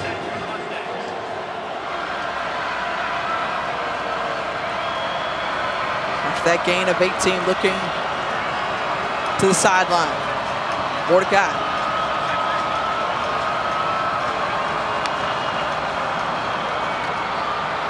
Looks, moves out to his right. A penalty in the backfield in the area of a hold. Yeah, and I think Trey Siggers, number 4, the running back, is trying to pick up the blitz of Jeremiah Jean-Baptiste. Number 4, 10-yard penalty, 1st down. You get a big linebacker coming at you like that, Tiff. You try to block him, and he ends up bringing him down. The referee right there calls there. You're going to see it right in the middle of the screen, and he's doing a nice job. And it's just at the end, he just grabs a little bit at the end with a takedown. Really didn't have to do that. Tanner Mordecai had left the pocket at that point, but he gets called for holding. Again, Rini, I think we just jinxed spoke it. Oh, too soon. there's no doubt. Absolutely. Oh, there was just 2 penalties going into the locker room. We've seen each team commit to a piece on this drive alone.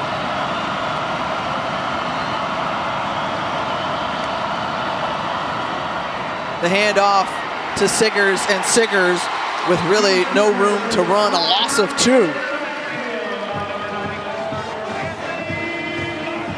Credit Anthony Montalvo senior out of Tampa, Florida. Big Anthony, he asked for someone to help him up. No, his teammate wouldn't even help him up. Makes a good play, gets great penetration in there, tackle for a loss, playing with a big cast on his right hand. Help the big man up, guys.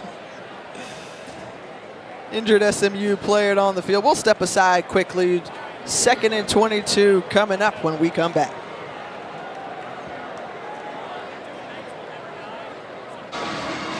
Back here at the Bounce House, a great relationship developed between Rhett Lashley and Gus Malzahn over the years. Malzahn coached Lashley as a high school player, gave him his coaching start. They spent 9 seasons together, and now the teacher versus student, the veteran coach currently on top of his team with a 17-13 lead.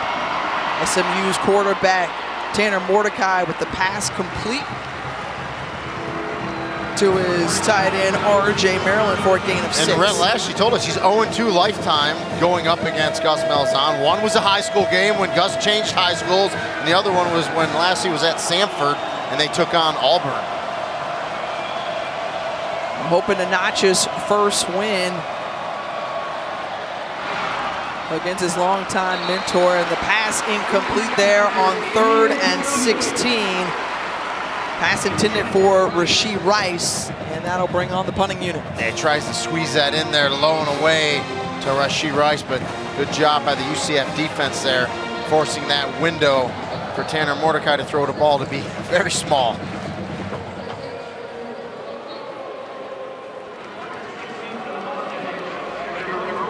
But you have to love just that relationship that developed over the years. We talked with Lashley saying, hey, look, Gus Malzahn helped build my foundation as a player and coach.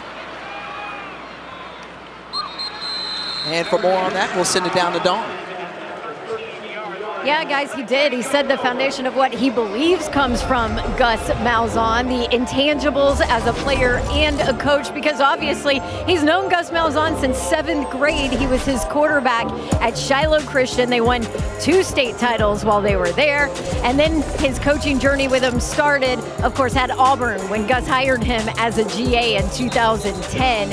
And that's when Malzahn said that is when he knew that Rhett Lashley was going to be a special offensive mind. So he's a little different offensively than Gus Malzahn, but here's the deal. For both of them, tempo is key. How many different plays you run doesn't matter. The ability to execute them well does, but the attention to detail, the execution, that was always key for Rhett Lashley and Gus Malzahn. And so far, John Rice Plumlee, the quarterback for Gus Malzahn, has come out of the locker room executing well through the air. Well, and it looks like they believe they can get some passes to Javon Baker on those quick slants because they've been successful on those in the second half. And he's the type of player you got to get him the ball with space in the open field. Going for it deep, has a man, and that was Ryan O'Keefe. And Sam Westfall was trying to run step for step with him. Incomplete, second down. Well, the fans thought there should have been a pass interference. We'll take a look at it here. Yeah, no, that's good. That's good coverage by Sam Westfall. Yeah, he's got a hand on him, but that's fine. And that's a ball right there, and that's kind of what we're talking about with John Rice Plumlee. Like, he looks consistent on some throws, and then that one, you just gotta, give O'Keefe a better chance of making that catch. But listen, they're still going, right? They're still pushing it down the field, still throwing it, still trying, and they will get big plays. Into the hands of Kobe Hudson. Hudson with a nice gain. Yards after catch have been important for UCF when they've had success. Pickup of 18. Well, I love the catch, and he knew he was going to catch, turn back inside and get going. Yards after the catch, nice job. Plumlee keeps it himself. Again, the team's leading rusher slides across the 50-yard line. Fans wanted a flag there as Armani Johnson pulled up just in time. Yeah, and I think he pulled up enough. And John Rice Plumlee slid late, which is fine. And we'll see if there was enough. Yeah, I mean, I think it looked a lot worse to the fans than it was. We'll take a look here, and yeah, he pulls up enough. You're not getting a penalty there. Actually does a nice job not hitting him and getting a penalty.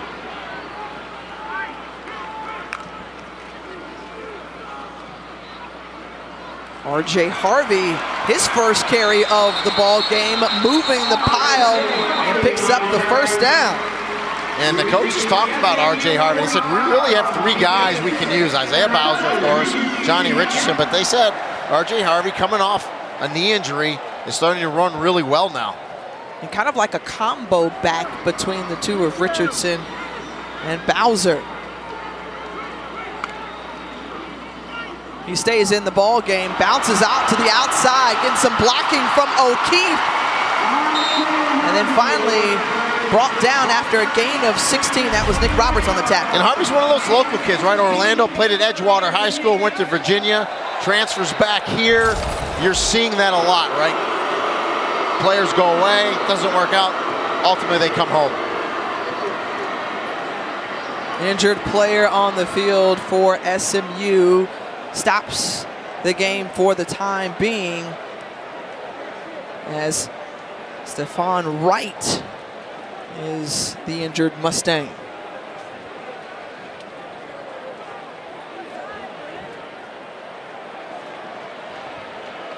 Well, Saturday on ABC, it's the AT&T Red River Showdown between Texas and Oklahoma. It's from the Cotton Bowl in Dallas. And it's going to be a great one for sure. Now, last year we saw Dylan Gabriel with UCF. Now he's transferred over to Oklahoma. We'll see if he's able to come back after sustaining an injury in his last game. And head-to-head, this competition, this rivalry is one that always produces exciting outcomes. Yeah, I mean, but since 2010, you see Oklahoma's got the best of Texas.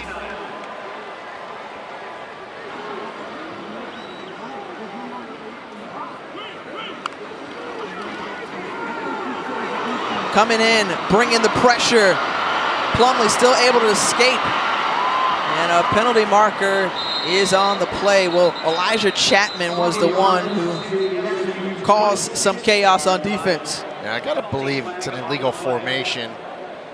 Illegal shift, offense, 2 players moving at the snap, 5-yard penalty, first down. Yeah, so he had 2 players moving, as he said, and that's really where John Rice Plumlee has to make sure his receivers are in sync, that they get set. So that those are those unforced penalties, right? That coaches just, it drives them nuts because the defense isn't forcing you to hold them or grab them. That's something that you need to do. Clean that up. Well, the numbers from how it's starting to how it's going now, and right now, John Rice Plumlee has found a bit of a groove. Remember, had that 51-yard completion and touchdown to Baker earlier. And again, a number of white jerseys, but escaping and able to make a positive play out of that as Ryan O'Keefe is there to catch it. And he made a good decision because they wanted to run that quick slant to Javon Baker, but SMU jumped it. They slid a safety down, so they were going to intercept it or make a tackle. Plumlee extends the play with his feet and gets it to O'Keefe. Excellent mobility. That's what Gus Malzahn said he loved about his quarterback, is the ability to extend those plays. And now Plumlee going for O'Keefe once more into the end zone, and it's a touchdown. 26-yard score as John Rice Plumlee delivers to Ryan O'Keefe. And that's a perfectly thrown ball by John Rice Plumlee. So, you know, the fans want to give it to him and they want to say issues throwing the ball. Well, when he throws it like that, you got to give him the kudos too, because that is exactly where you want to place the ball, in the corner of the end zone, whether only your receiver Ryan O'Keefe catches it or no one else does. Let's take another look at it right here. Yeah, sets his feet nice and just puts it to that far back of the end zone. O'Keefe goes by Armani Johnson, the corner, and that ball just drops in there perfectly. Great concentration by Ryan O'Keefe. And you just can't place the ball any better. That's an excellent throw. And we've seen him make a couple of throws this second half that have been absolutely right on target. I think when he gets in rhythm and he gets some confidence and players are out there making catches for him, he's a better thrower of the football. Athletically, he's dynamic, he's mobile, he makes plays with his feet, he extends plays. But when he makes throws like that from the pocket, he's a dangerous, dangerous quarterback. And UCF able to string together long drives now. That one for 86 yards, the previous coming on 70 yards, 79. But they have found something. They took heed to what their head coach said at the half. And John Rice Plumlee has answered the call. Yeah, they've come out, played excellent offensively. You can see they got a little pep in their step and really look good defensively as well.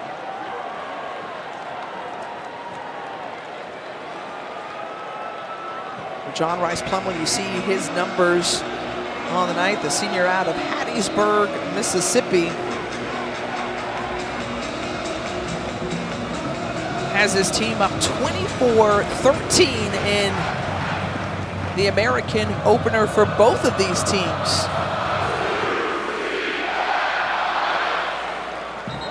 And credit the Knights once more. More yards in this quarter alone, Rini, than they had in the entire first half. Yeah, and that's right. Adjustments, right? Getting after you guys at halftime.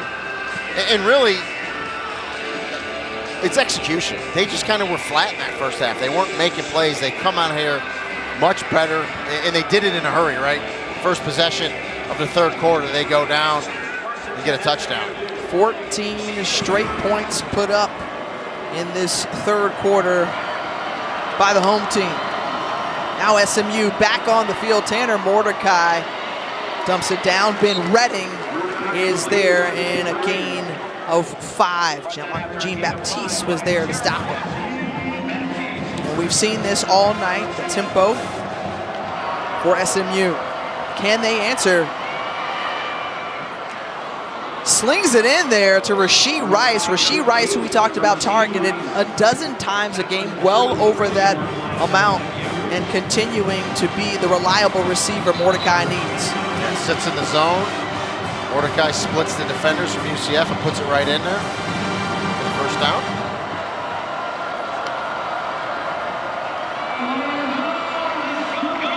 Mordecai falling away, and again, a lot of contact there on the outside with Upshaw and Brandon Adams, and you see the laundry fly out. Pass interference, defense, number 31, 15-yard penalty, automatic first down. So that's back shoulder from the far hash. Tanner Mordecai's got a strong enough arm. And so really the offensive player was pushing. So Upshaw was actually pushing and forced the defender back into him. It really probably should have been a no call, but it looked a lot worse for the officials, and he drew the flag. So you credit Upshaw on that, but I don't think it was pass interference. Third PI on the Knights defense in the last 2 drives, and coming back to get that one was Redding, the senior out of Friendswood, Texas. Oh, and there was a lot of traffic there, a lot of receivers in the same spot. Mordecai's able to get it to his big tight end Redding and comes back and makes the nice catch.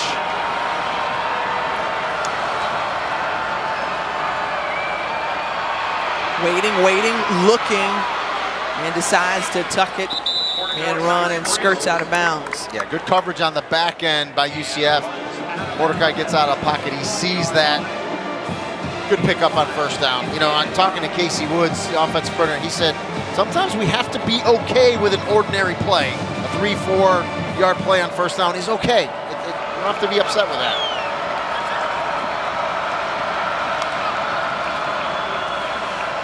Gardner. A nice little burst there. Pickup of a couple now. Third and manageable. Montalvo was there again on the stop. Yeah, Anthony Montalvo, nice job. Nose guard coming down the line. It looked like from here the running back was going to be able to pop through there, but Montalvo got to him. And this is the area where UCF's defense has stood strong all season long inside the red zone here on third down. going for it in the end zone and trying to come up with it in and out of the hands of Moochie Dixon as Corey Thornton was standing right by him. And they've gone after Corey Thornton a lot tonight. Now, there is no such thing as face guarding in college football. So everybody that's yelling that at home, you're wrong. You could face guard as long as you don't contact the receiver. Corey Thornton doesn't do that there. Does a nice job. And the decision to go for it here, you're down 2 scores, so do you say, hey, let's... Well, the field goal would get you back within 1 score, so...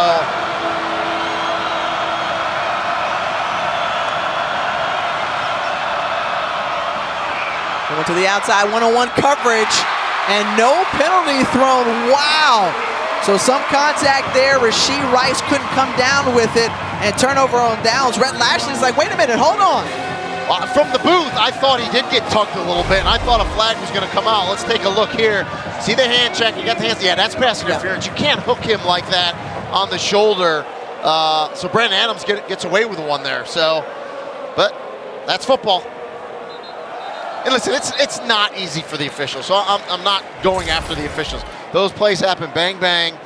You know, we sit up here with the luxury of replay. Everyone at home drinking their soda, same thing, drinking other things. So they're out there doing their best, but that's one there I think he got away with one. I thought that was pass interference. And again, the red zone defense for UCF holding tops in the nation when it comes to that. That's right.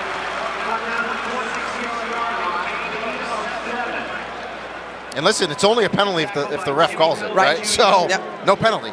And good aggressive defense. The first 6 drives in the first half for UCF, 145 yards total, 160 plus here in this third quarter, along on 2nd and 3. And the catch made again, Javon Baker, and Baker, the stiff arm, and down near the 41-yard line, a gain of 33. So they know when they make this catch, depending on where the defender is, am I going to reverse pivot, spin back, and go outside like Baker did there, or am I going to keep going with this slant right away? That time he reverses out of it. Great decision. And that brings us to the end of the third quarter. Well, the Knights have reignited here in this period, putting up 14 points, and they have the lead going into the fourth.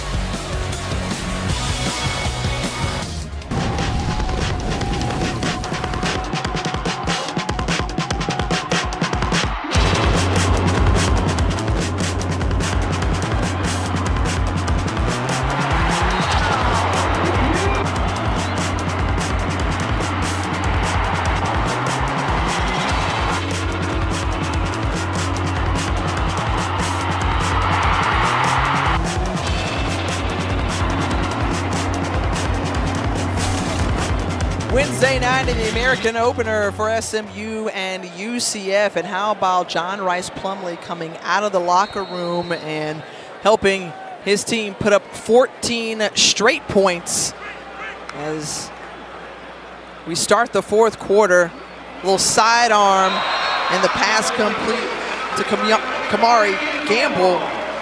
Gamble is super senior, but slow start. The adjustments were made, and now UCF trying to stretch this lead out, already up by 2 scores. And they're getting in the second half those chunk plays, right, that they just were accustomed to seeing UCF offenses getting. They weren't getting in the first half, and that gets them going. Plumlee again, and bobbled up in the air and intercepted. Oh, just dropped by Nick Roberts. It was playing hot potato among a number of hands, and Javon Baker is fortunate that wasn't Well, Javon Baker knows he should have caught the ball. He was thinking about taking it to the house and scoring a touchdown, and just kind of took his eyes off it right there, and it gets knocked up in the air, and just, lucky for UCF, SMU doesn't intercept this ball. One of the things that this UCF offense has done is kind of corrected some of those drops from the first half. As Plumlee is brought down by Nelson Paul for a loss of 3. So a good stop there by the SMU defense on third down. Well, and I think Gus Malzahn was going to go for it, so he knew he had 2 downs to get it, but you don't want to lose yardage on third down because now you're at 4th and 8. at the 39-yard line. On that awkward part of the field, and Malzahn says, I had a plan to go for it. I have plans to go for it. On 4th down, looking to the sideline. And the thought here now, though, is you said, hey, maybe I'll go for it, or maybe I'll just take this delay game and punt it away. Yeah, and I think that's exactly what he'll do. Take the 5, punt it away. Now, I think if he would have gained yards on 3rd down with John Rice Plumlee. Delay game, offense, number 10, 5-yard penalty, 4th down. And it was, 4th and 4, 4th and 5, he would have definitely went for it. But the fact that they lost yardage, I think it's the right decision here to punt it away, especially because your defense has been playing so well. The way that Gus Malzahn has seen this defense step up has to give them great hope trying to contend for an American title this season. They have the conference most with 4 since the AAC was formed. And so McCarthy does his job along with special teams. Down at the 4-yard line after that 40-yard punt. Thanks, Corey Thornton. He can go out of bounds with it. He thought he was at the goal line for a second, throwing it back in, but he can go out of bounds with it. On the other side, Tanner Mordecai, you see his numbers tonight, 25 of 39, 264 yards. Gave one away, but no touchdowns so far. How about this little stat I came across for UCF? They're one of 2 Group of 5 teams in the country to win 50 or more games over the last 5 seasons. Appalachian State is the only other team to do it. Of course, this is UCF's last year as a Group of 5 team, going to the Big 12 next year. They've been superb at home as well. And when you think to this series, first time these two are meeting since 2018 here in Orlando, and they have held their own against the Mustangs in that time. Last win coming 48-20 in favor of the Knights. They're trying to avenge last year's loss. Remember, Gus Malzahn didn't necessarily care for what happened, broke his leg in the process. Calling the game from a table at the 50-yard line, so.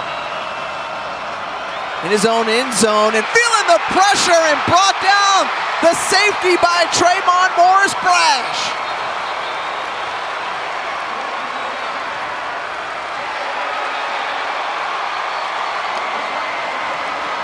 Stand up UCF defense. And Mordecai just doesn't feel the pressure coming from behind him. You see Tremont Morris-Brash up top, it just gets to him.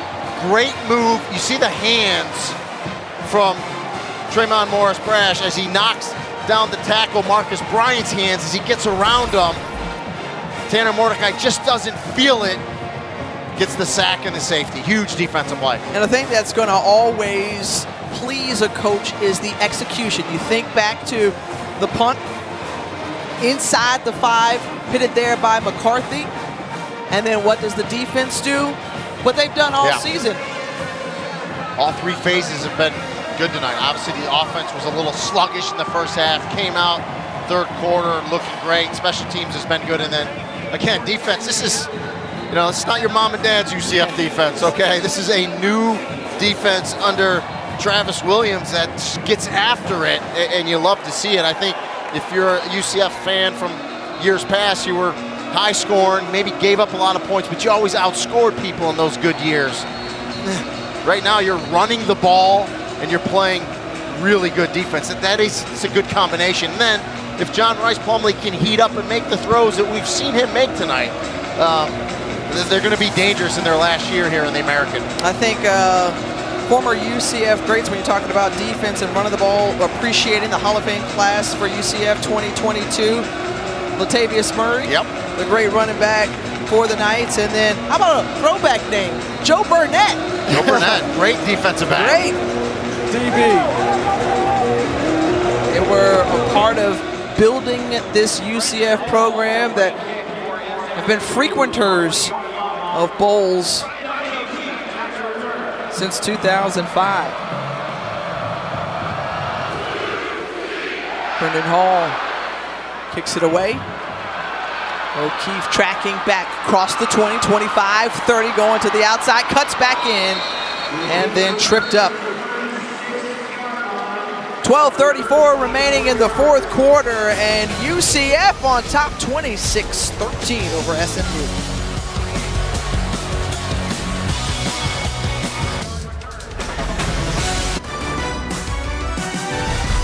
ESPN College Football is presented by Ram Trucks, built to serve. Kennedy Space Center, just east of where we are along the Space Coast. Meanwhile, UCF soaring in this second half. They have a 2-score lead over SMU, trying to improve their record to 4-1 on the season. The AAC is on ESPN Plus with over 25 college football games this fall. Here's our featured matchup for Saturday. South Florida is in Cincinnati to take on the 24th ranked Bearcats at 2:30 Eastern. Plus, college basketball season begins November 7th. Men's and women's media days coming up. If you're an AAC fan, you gotta have it. Sign up today at plus.com, plusespn.com, or download the ESPN app.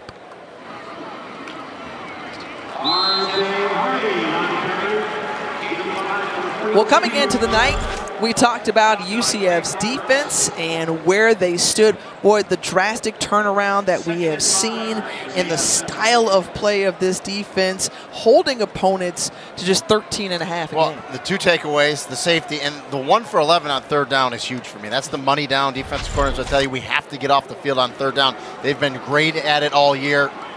Really good tonight. And going to the outside, and Ryan O'Keefe flashing the speed. Nobody's going to catch him, and into the end zone. They like to get the ball in his hands because of that right there. First touchdown of the season for Ryan O'Keefe. And UCF trying to run away with it right now. And Gus Malzahn told us he thought they could get some yardage on the perimeter after watching SMU play TCU last week. Now that goes down as a pass for John Rice Plumlee, that little flip. That's a jet sweep that comes down as a pass. He turns the corner and they can't touch him.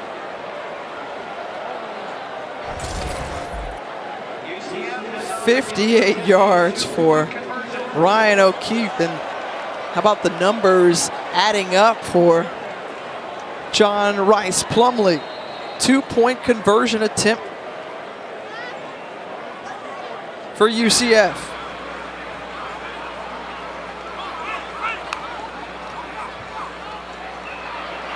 Plumlee rolling to his right, tries to zing it in there, and it's caught. That's Kobe Hudson. Again, one of the new receivers on the outside.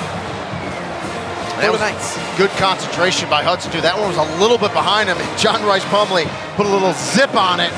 Good concentration, and he makes the catch for the 2-point conversion. 22, make it 24 unanswered points from UCF. They're up big.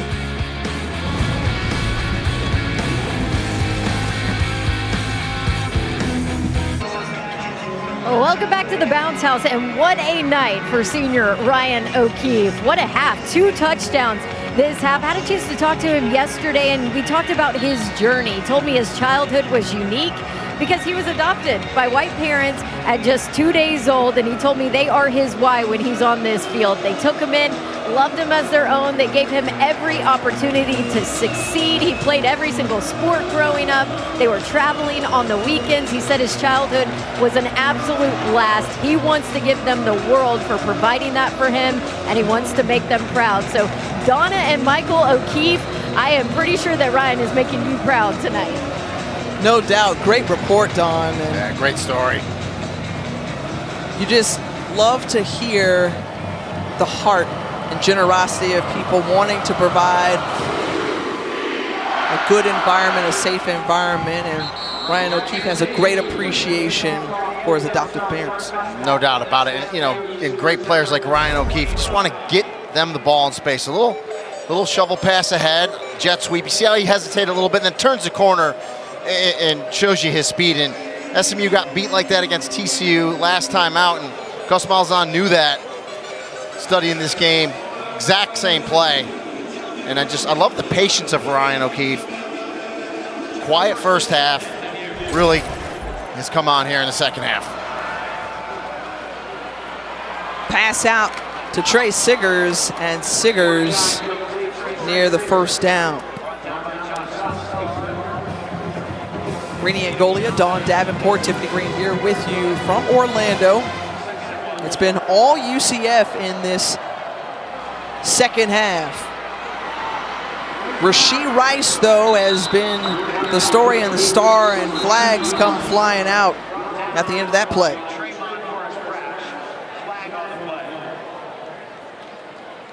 Personal foul, face mask, defense, number 9, 15-yard penalty will be added to the end of the run. Automatic first down. And clarifying that, you know, Rice, the star for SMU, we came in talking about him.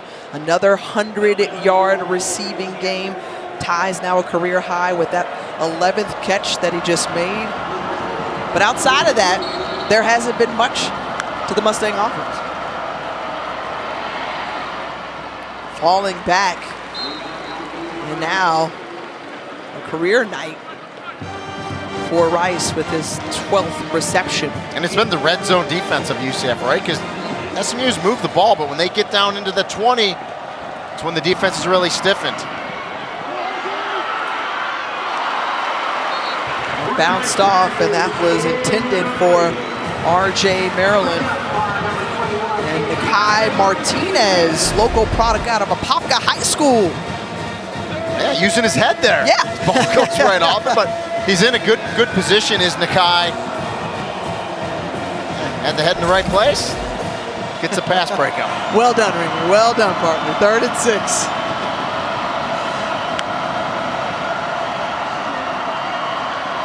Plenty of time for Mordecai, but just nowhere to go with the football.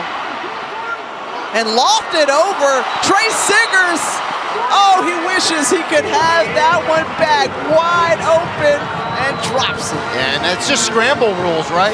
Tanner Mordecai scrambles to Siggers' side. He just releases downfield. The linebackers come up because they believe Mordecai's going to run.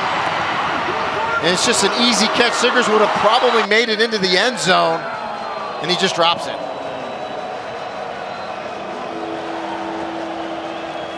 And it's been, you know, one of those nights. We've seen a bunch of drops tonight from SMU.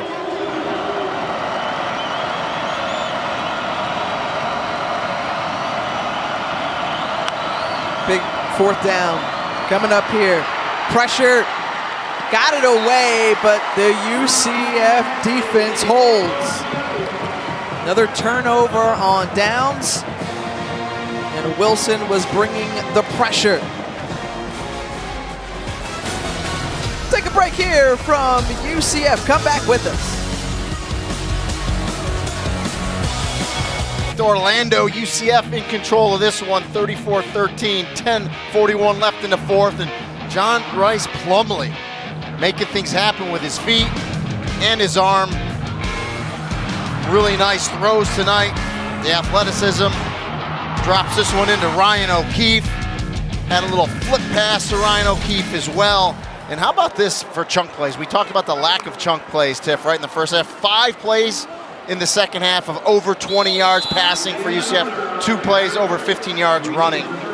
Getting those big plays in the second half, and it's paid dividends. Well, you think SMU was up 13-10 going into the half, and then since then, UCF has run off 24 straight points. But remember that report that Don gave coming out of the locker room? Look, John Rice Plumlee, I need you to make plays through the air.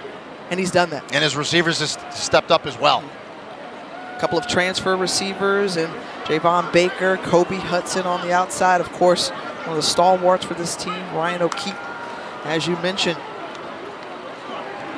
Bowser, who put it into the end zone, punched it in a couple of times. Yeah, and if you're Gus Malzahn and UCF fan, you want a big dose of Isaiah Bowser here as we get under 10 minutes left in this fourth quarter to just kind of get this clock going and get your first win in conference here. The top rushing team in the American, picking up 275 yards on the ground, and you can assume that we will definitely see a steady dose of that the rest of the way.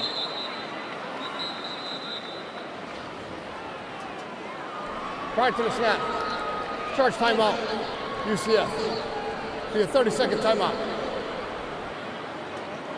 When you think about Gus Malzahn, the success that he had, talked about winning a national championship, was the offensive coordinator on that Auburn staff, and then took the Tigers back to the title game in 2013. But one staple of his offense is that he loves a mobile quarterback. Yeah. You think back to a Nick Marshall. That's the comparisons John Rice Plumlee has drawn when you think about running in this Gus Malzahn system. Brett Lashley told us as he looked at this UCF team, it reminded him a lot of the 2013 Auburn team that went to the national championship. BCS back then, lost to Florida State, but Nick Marshall was the quarterback. He thought it was very similar as he was scouting that team.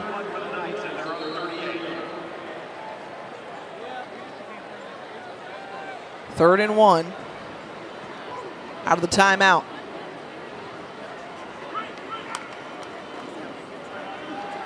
And Bowser spinning and able to pick up the first down. You know, one of the things that we haven't talked about, Rini, is the game within the game, just these two coaching staffs knowing each other so well. When we got a chance to sit down with the coaches, you know, they mentioned, since we know each other so well, there's a lot of disguising that you have to do with signaling. Well, stealing signals, and it's all part of the game. Yeah. Coaches are paranoid as it is. Right. They were super paranoid in this game. Travis Williams said, I changed my defensive calls a ton of times. I got calls within the calls, fake calls within the calls. They were really nervous about that coming into this game. Again, that jet sweep once more to Ryan O'Keefe, trying to take it on the opposite side. And a gain of about a handful. We talked about the GAs that were under Gus Malzahn and Auburn, and Brett Lashley, his offense coordinator, Casey Woods, Travis Williams, defense corner. Eli Drinkowitz was the GA on that staff as well, who's now the head coach at Missouri. All intertwined together. Brett Lashley in his first season as head coach, we mentioned, did a stint before under Sonny Dykes at SMU when Lashley was the offensive coordinator. Great catch made low and into the hands of Baker. Let's send it down to Don. What's up? Hey, you guys were just talking about that GA room. First of all, can you imagine the offensive minds in that room too? And then along with Travis Williams, they said they used to call that room the engine room, and they would just sit there and go through plays and come up with plays and go through things together. I can't even imagine all those coaching minds as they're starting out their career in one room, but they had a lot of fun and learned a lot from each other. How much fun that they're able to still reunite in one form or fashion. And when you're in an engine room like that with all those young, hungry minds, you think iron sharpens iron. And it's paid off. They're all very successful, right? You've seen their careers grow, and some are head coaches, some are coordinators, some are good assistant coaches. So it's I'm sure it's fun for Gus Malzahn to see as well, you know, especially with Rhett, someone he's known since he was, you know, a young kid. And it's got to be gratifying, too, because when we talked with Coach Malzahn, he said, look, I'm on the back nine of my career. Yep. He said he's on the 16th hole. Yeah. But to see the impact and the imprint that he has made over 3 decades, at some point he'll be able to just sit back and watch and appreciate. And we appreciate this run here from R.J. Harvey, who just won't go down, refusing to go down, and 29-yard pickup on that run from R.J. Harvey. And we talked about Harvey earlier, that the coaches really said, we have 3 backs. You see the fresh legs of R.J. Harvey get in there. Not the tallest. He's actually got that good build for a running back, about 5'8", 5'9", about 195, very thick down low, low center of gravity. And you saw the explosion there as he bounced that and got to the outside. Here, little boo bugs. Fans thought maybe a little horse collar tackle there at the end. Doesn't get called. But a nice run nonetheless by R.J. Harvey. Total of 474 yards of total offense for UCF in this one. And again, just carrying the pile with his offensive lineman as well as R.J. Harvey down inside the pile. Matthew Lee was there to help him out. Yeah, just great job by the UCF offensive line. And then Harvey gets hit in the backfield, but just keep it going, keep it going. Now, you know, Matthew Lee's gonna pick him up and carry him a little bit, which is really illegal. You can push, you're not supposed to pull. Gets away with a little bit of one there. But nonetheless, second goal from the 3 for UCF. Out of Haggerty High School and Oviedo High School, Matthew Lee is Which like, wait a minute, you come could on, really, speaking of baseball players and That's right. John Rice Plumlee, you could basically throw a baseball to Haggerty High School from here.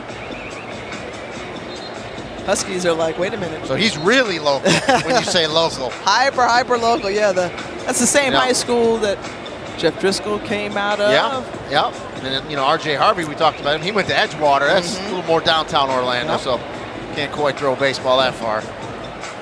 Rini, we've been in the Central Florida area covering sports here for more than a decade. I'm maybe shortchanging you there. Sneaking through, and Isaiah Bowser on the Wildcat is into the end zone. Third touchdown of the night for Bowser.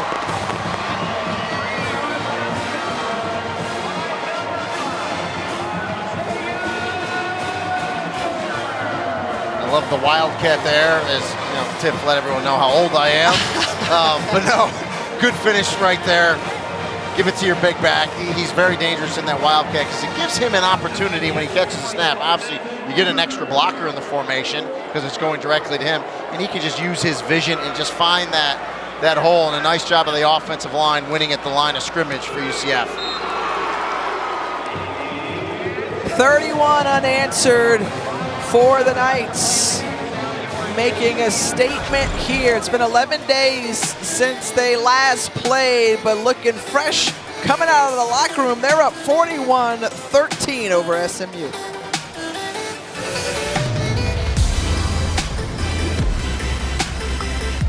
Orlando, UCF in control of this one, and although the offense has been great in the second half, defense has been great the entire game. Takeaways, tackles for a loss. Saw a safety tonight as well. This group, coached by Travis Williams, the defensive coordinator, really getting after it this season and leading the nation in a lot of categories, and they've really showed tonight this unit can play. Indeed, we came in talking about this UCF defense. They have stood up and stood up all night long. And for more on that Knights defense, we'll send it down the dome. Yes, you guys saw how physical that defense is with those highlights from this game so far. Coach Travis Williams preaches fast, physical, hit somebody in the mouth, and the defense talked a lot about their loss to SMU last year. A 55-28 drubbing. They felt like it was SMU that actually punched first and won with a physical style of play. So Jeremiah Jean-Baptiste told me they got to write that tonight. He wants to make sure that their presence is known, that the entire country knows that this defense is the physical, punch-you-in-the-mouth kind of defense. How they've showed it tonight, huh? Absolutely, Dawn. Thanks for that report. And you think about, you know, one of the things that Travis Williams told us, hey, why is this defense so impactful? He said, event plus response equals outcome. Yeah. And so it was SMU who was on top 13-10 going into the locker room, and their defense has responded. It's been a positive outcome, not allowing a point in this second half. And all season long, they haven't given up a touchdown in the fourth quarter. And how about the mantra he said they use? Fly your own plane. And we said, what does that mean? And he said he was talking to a POW that got shot down. And he said, they asked him, what would you do different? And the POW said, I would worry about my own plane. I'd fly my own plane. He goes, what happened was the plane next to me got shot down, and I was paying attention to that plane, and when I was doing that, I got shot down. So fly your own plane. So that's what he tells his players, do your job. Don't worry about everyone else. Kind of fits. And of course, when you tell that story that's real life from a POW, it resonates a little bit more with you. Indeed.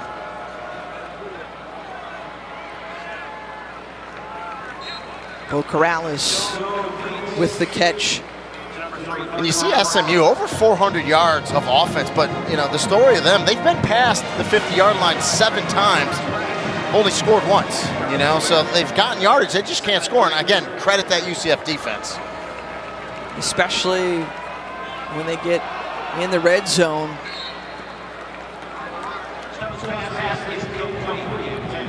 Thinking about this SMU team and where do they go from here? How do they regroup under first-year head coach Red Lashley? Tough losses. The Maryland game a few weeks ago, they easily could have won that game. That slipped away from them. TCU last time out, they were down 28-7, but fought back, made it a 1-score game, and now first conference game out, you know, UCF put it on them here, especially in the second half. So they'll regroup. Listen, again, as you said, first-year head coach here with this program. They'll regroup. They're going to win a bunch of games this year, but this is a learning lesson for them for sure. Moving out, pass complete. Dylan Goffney. And right after the play, you see a flag.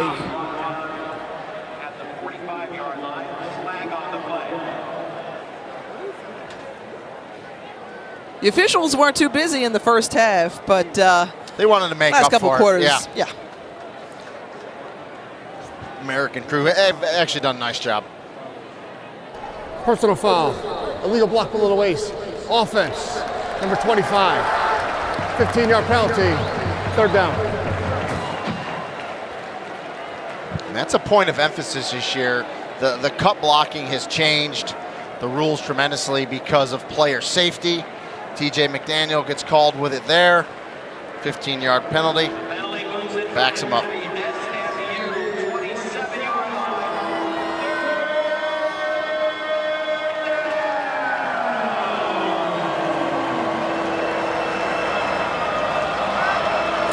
Third and long coming up.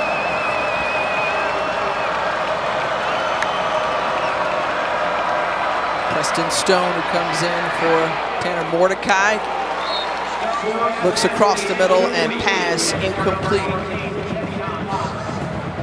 We mentioned before to our viewers, game was Saturday, moved to now today because of Hurricane Ian. And Red Lashley told us, you know, hey, look, we needed a bye week. You know, this is our bye week. And so we were pretty banged up, and we thought we could, you know, heal and prepare ourselves this week. Obviously 11 days from that TCU game.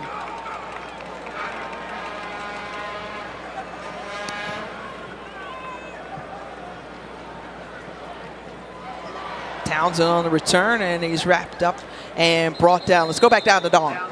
Guys, you know, the Malzahn family went through some scary times this past January. Gus's wife of 34 years, Christy, hospitalized with an infection, spent 7 days on a ventilator, and Coach said there were times he thought that he would lose her. She fought. Christy is healthy now, but Coach said that really made him evaluate life, and what's important, it's changed him. I've known Coach for a while, always been a laser-focused, workaholic kind of guy. Winning is what matters, but he said he's different now. He's focused on being a better man, wants to be a better leader. He's focused more on relationships with his coaches and players, and he's better at spending even more time with his family. His DC, Travis Williams, also been with him for a while, told us he's still a grinder now. Don't get it wrong, but it has been great to see him relax a little bit. And Dawn, you've had a front row seat to Coach Malzahn, covering him over the years, and he says, look, I see it differently now. Yeah. But I love the story that he shared with us in regards to, you know, his time as a player. He was a walk-on. His coach would kind of lay it to him and say, okay, that's what it is. He said, but now I want to take a different approach to that. I want to build those relationships that Don was talking about and be different. Do something different. Yeah, and when you see, the scare that he had with his wife, is football coaches can be very tunnel vision, right? Because they're just so into coaching that the stuff on the periphery gets away from them, and then you get a scare like that, and you kind of look around and like, okay, man, what's going on? And I think it's, as Dawn has said, I think it's changed him as a person and I think as a coach for the better. So definitely, and you're always evolving, and he's obviously going to evolve this year as a coach and a person. But Dawn was shocked and surprised, right? Just how the interview went as compared to a little more laid games back, past. right? Yeah.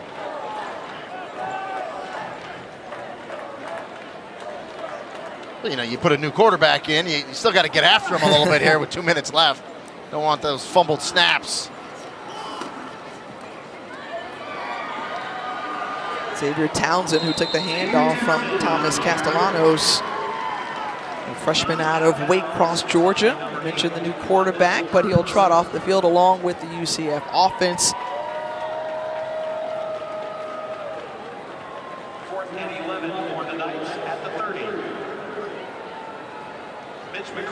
So Gus Malzahn in season 2 at UCF, year 31 overall for the head coach.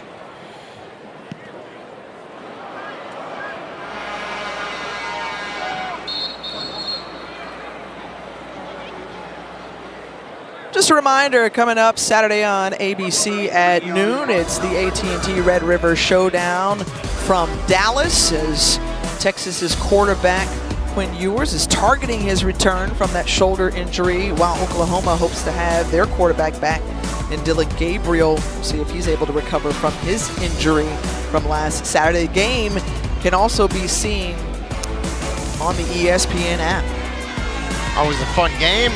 Historic Cotton Bowl, Dallas, Texas. Speaking of fun games, we got one coming up here next week as UCF is hosting their space game.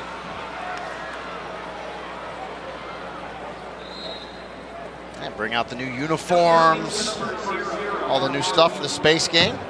Students always love that. We'll host Temple. Gotta get that merch. Yeah, merch gotta out, get the. as my daughters would say. I like that, Reedy. Listening, man, you're listening. It's thrown away. UCF. Unfortunately, the merch is usually going into my wallet too. The wallet needs to come out for the merch. Ah, what are dads for? Yeah. Especially with daughters. Yeah. Oh boy, do I know.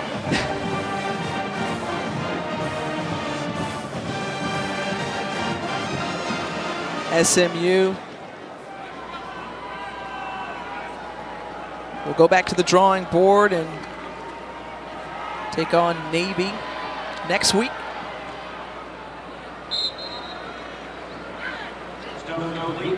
And really a tale of two halves when you look at the way this game started and the way it's coming to a close. Well, you're right, and you hate to lose this game, and then you just said it. Now you got to go prepare for a triple option team in Navy.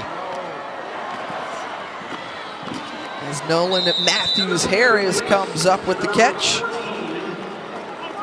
Preston Stone saying, "Okay, yeah. let's get points on the board. Let's get a touchdown against this UCF defense who hasn't given up one all season long." Yeah, Preston Stone's the highest rated recruit that SMU's ever had of late. 4-star product out of Dallas. Held up just short. So you know there's some subs in there for UCF defense, and if they give up a red zone touchdown, I don't want to know what the conversation's going to be like with T. Will.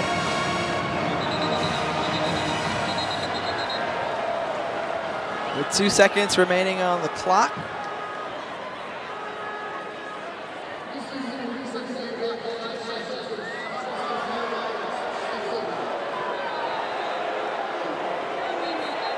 So adding some time back, 5 seconds.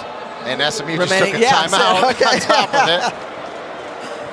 Hey, you're looking to take any type of positive momentum into next week. Well, here's the remaining SMU schedule. After the triple option, and they have to prepare for Luke Fickell's Bearcats. And they'll go on the road to Tulsa. And again, you mentioned the hot team right now. It's Tulane. Yeah. That's later in November on the other side for UCF. You know, they open their season at home, 5 of their first 6 games at home. So they'll host Temple next Thursday. The war on I-4 there, the last game against USF on a Saturday this year. Fans are mad. Can they hold them? And the big tackle. And is that into the ball game? Rhett Lashley is like, wait a minute, I'm trying to get a timeout in beforehand. Meanwhile, UCF running out onto the field. And the officials sending them back and saying, wait a minute. William Wells made the stop, but we may have 1 second left. Well, he definitely called it. I'm watching him, so it's a matter of if the officials give him another second for another play.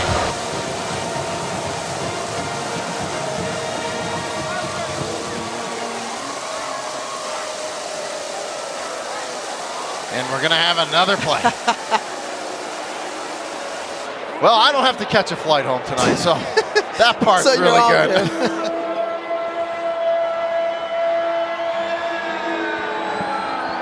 So this now testing the backups, some of them, for UCF's defense. They've been great in the red zone tonight. Trying to hold them out of the end zone. Preston Stone has an opportunity, and he's in. Well, now, that's the ball game. But SMU takes a little bit of momentum as they leave Orlando. Meanwhile, a dominating performance in the second half for Gus Malzahn and his UCF Knights, and the handshake at the end between 2 longtime friends, mentor and teacher. And Gus Malzahn comes away with a 41-19 victory to notch their 4th win of the season. Coming up next, NFL Live. For my partners, Rini Angolia and Dawn Davenport and our entire production crew, I'm Tiffany Green saying so long from Orlando.